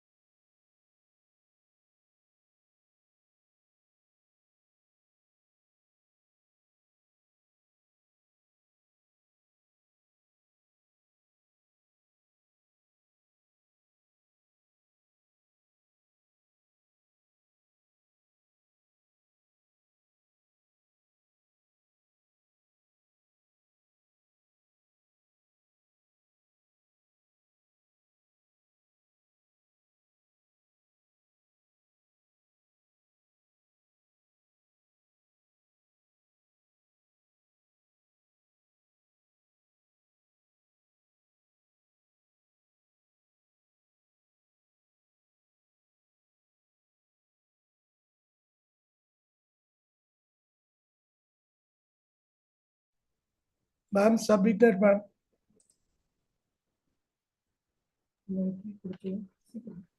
Okay. You submitted the test. You have, right? Okay, great.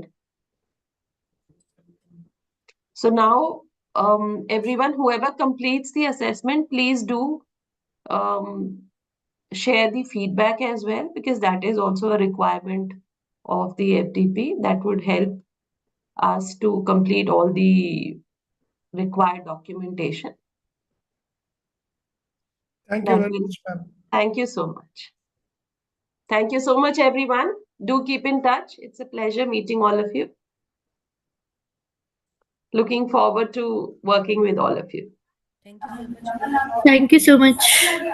Thank you.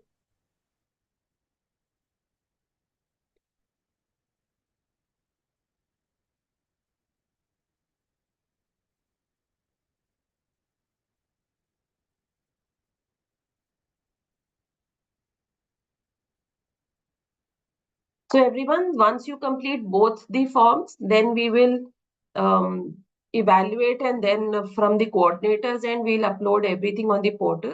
Then back-end processing will happen, and then all of us will get information about the certificate.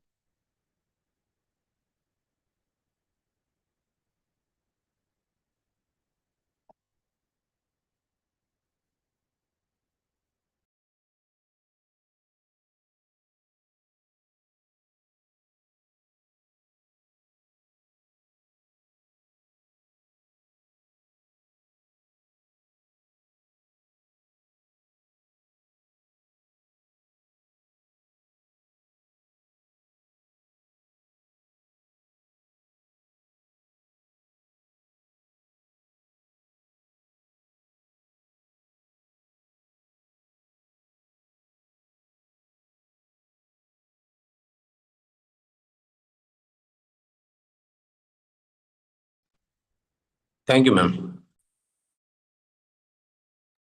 Thank you so much.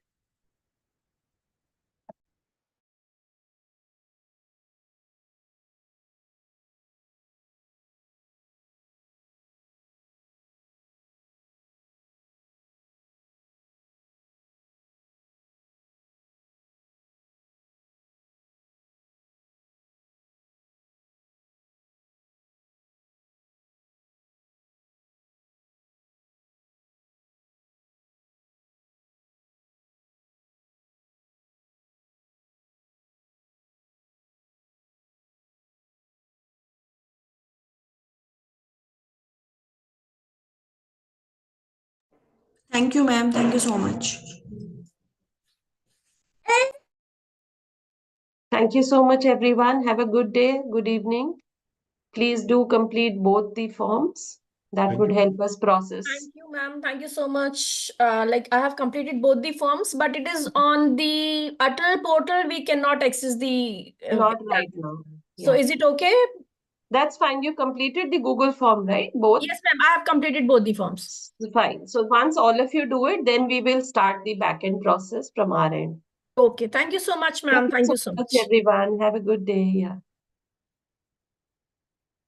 Nidhi, just submit the form, nothing else. Now move on to the feedback form. Just complete that also, and then it's done. Okay, ma'am. I'm done with both the forms. Okay. Thank you. Bye-bye, ma'am. Bye-bye. Good evening. Can we log out this session? Yes, everyone. Whoever is done with both the aspects, you may exit. Thank you so much. Okay, thank you, ma'am.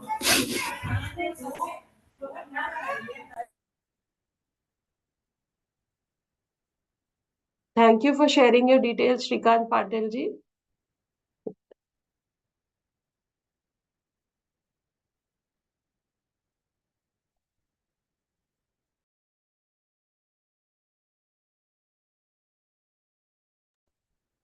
Ma'am, I have submitted the assignment form. Now I'm going to fill the feedback form. Is that fine? After that, I can log out? Yes, you can log out after the feedback form. Yeah. Thank you very much, ma'am. Thank you. Thank you. Have a good evening.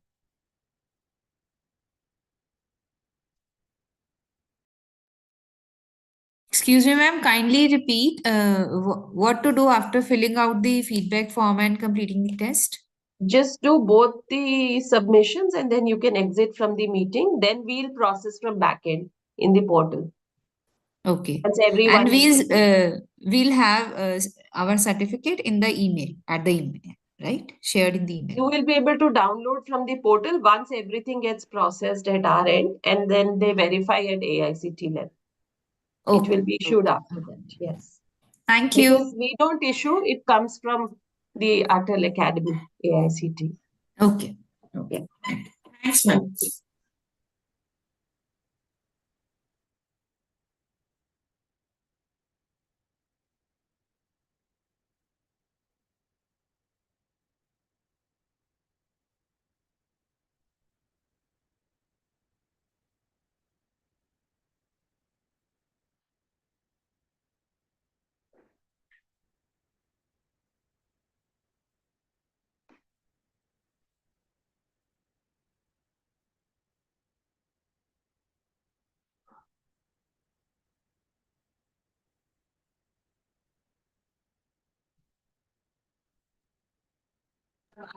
Thank you, madam. I'm done with both the forms. Thank you very much. I'm logging off.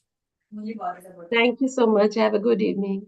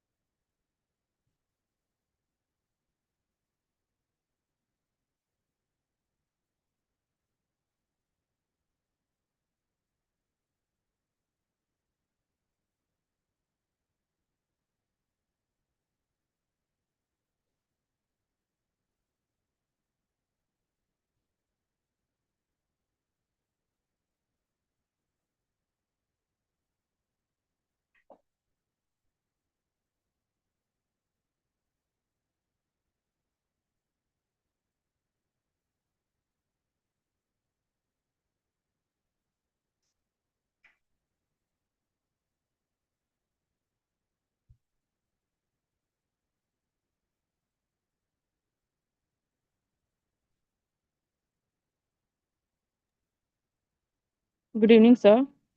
I'm done with the feedback form too. So this was a very wonderful and well-organized workshop. Thoroughly enjoyed it. And I just want to confirm after how much time we'll be able to get the certificates, whether you'll be sending it or we have to go for the login of FDP ATAL portal. Yes, ma'am. You will get it by your login ID from the ATAL FDP portal. You have just log in there. So it will take time, 3 or 4 days, because we have to just submit the attendance, your attendance as well as the score. So after that, the AICTE ATAL verify all the attendance and your scores. Then you will be able to download it from directly from your login ID. Thank you very much, sir. Thank you very much. Bye. Good night.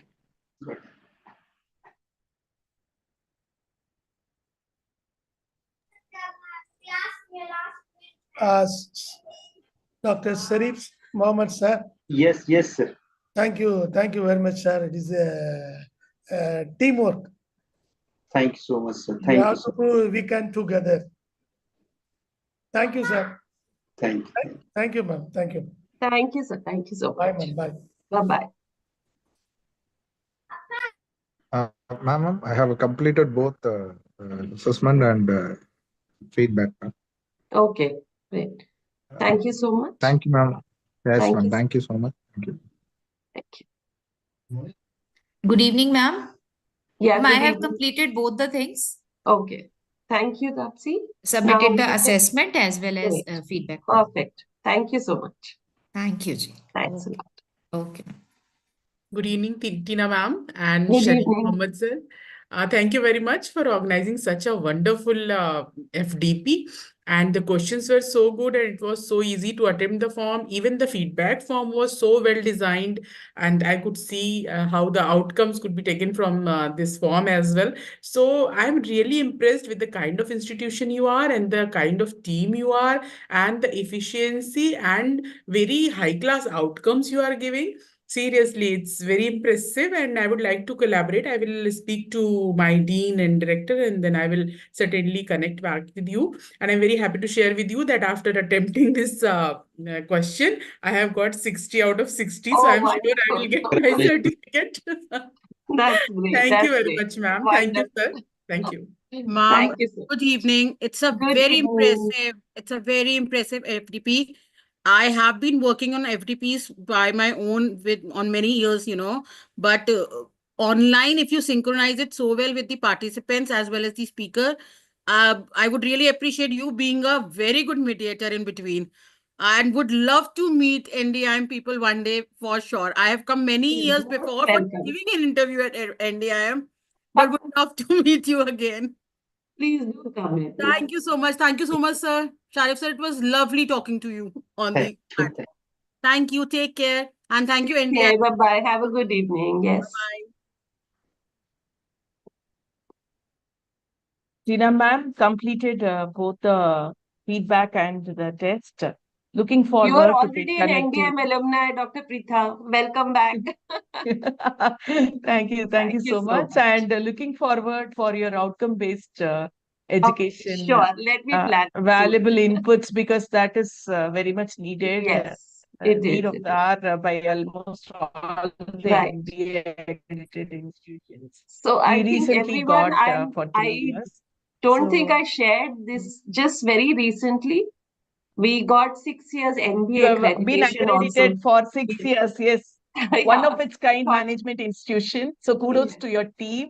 So Thank you we so look much. forward for valuable inputs from you.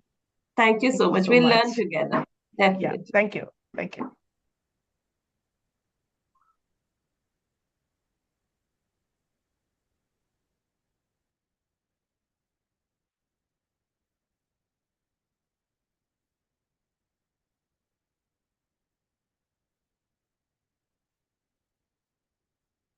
Thank you, ma'am. I have completed both forms. How we can collaborate in future?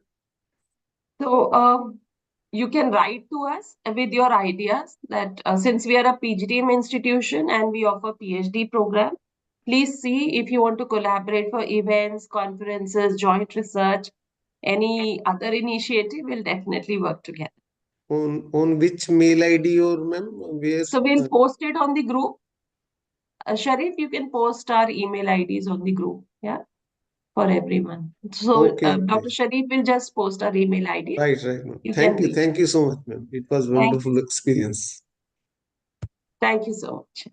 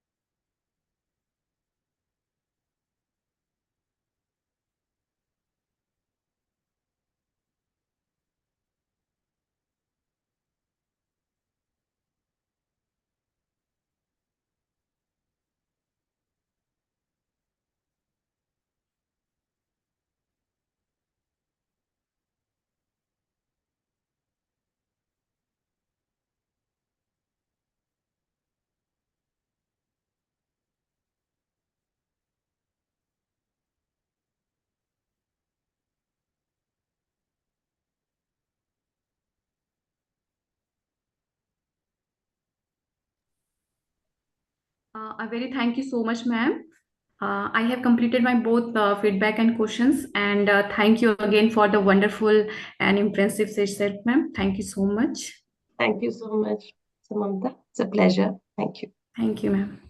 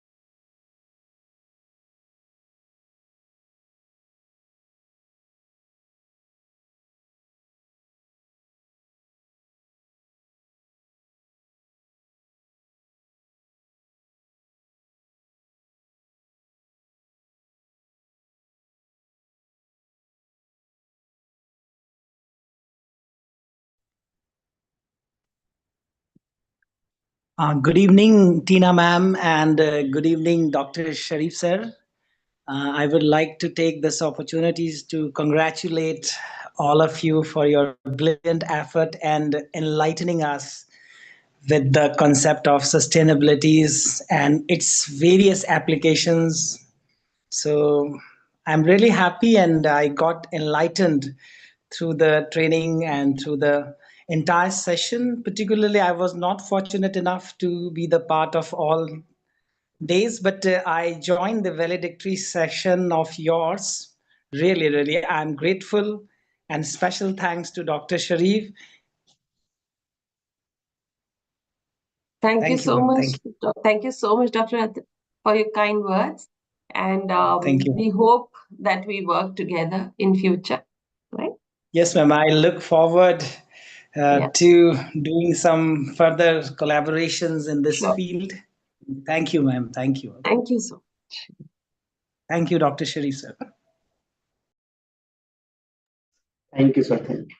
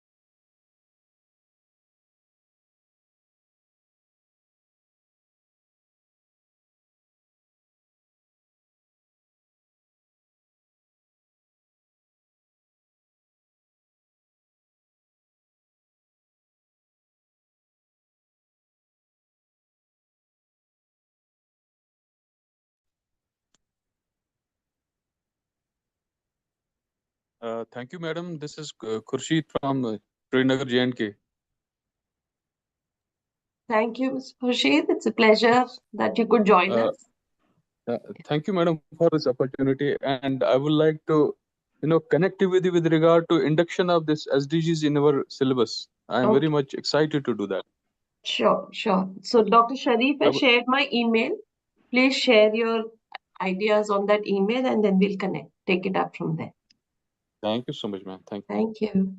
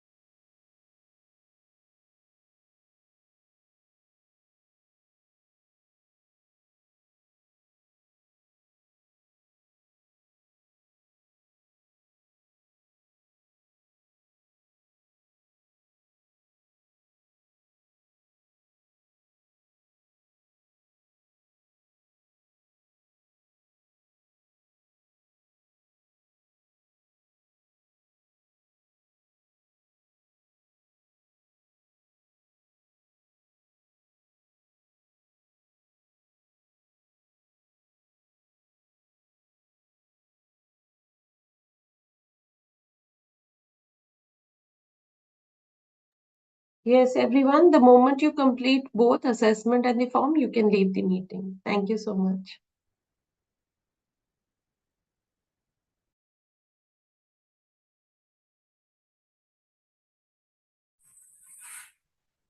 Thank you, ma'am. Thank you so much.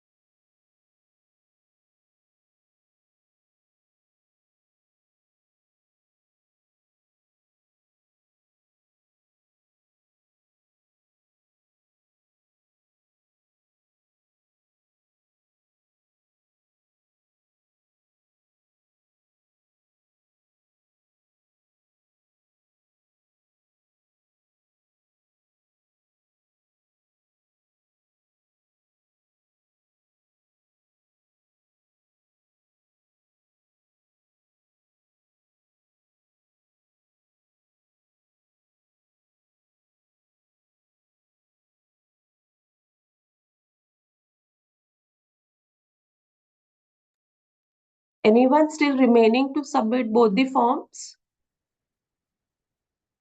All of you can exit. We are ending the meeting now. If you've already submitted both the forms, please.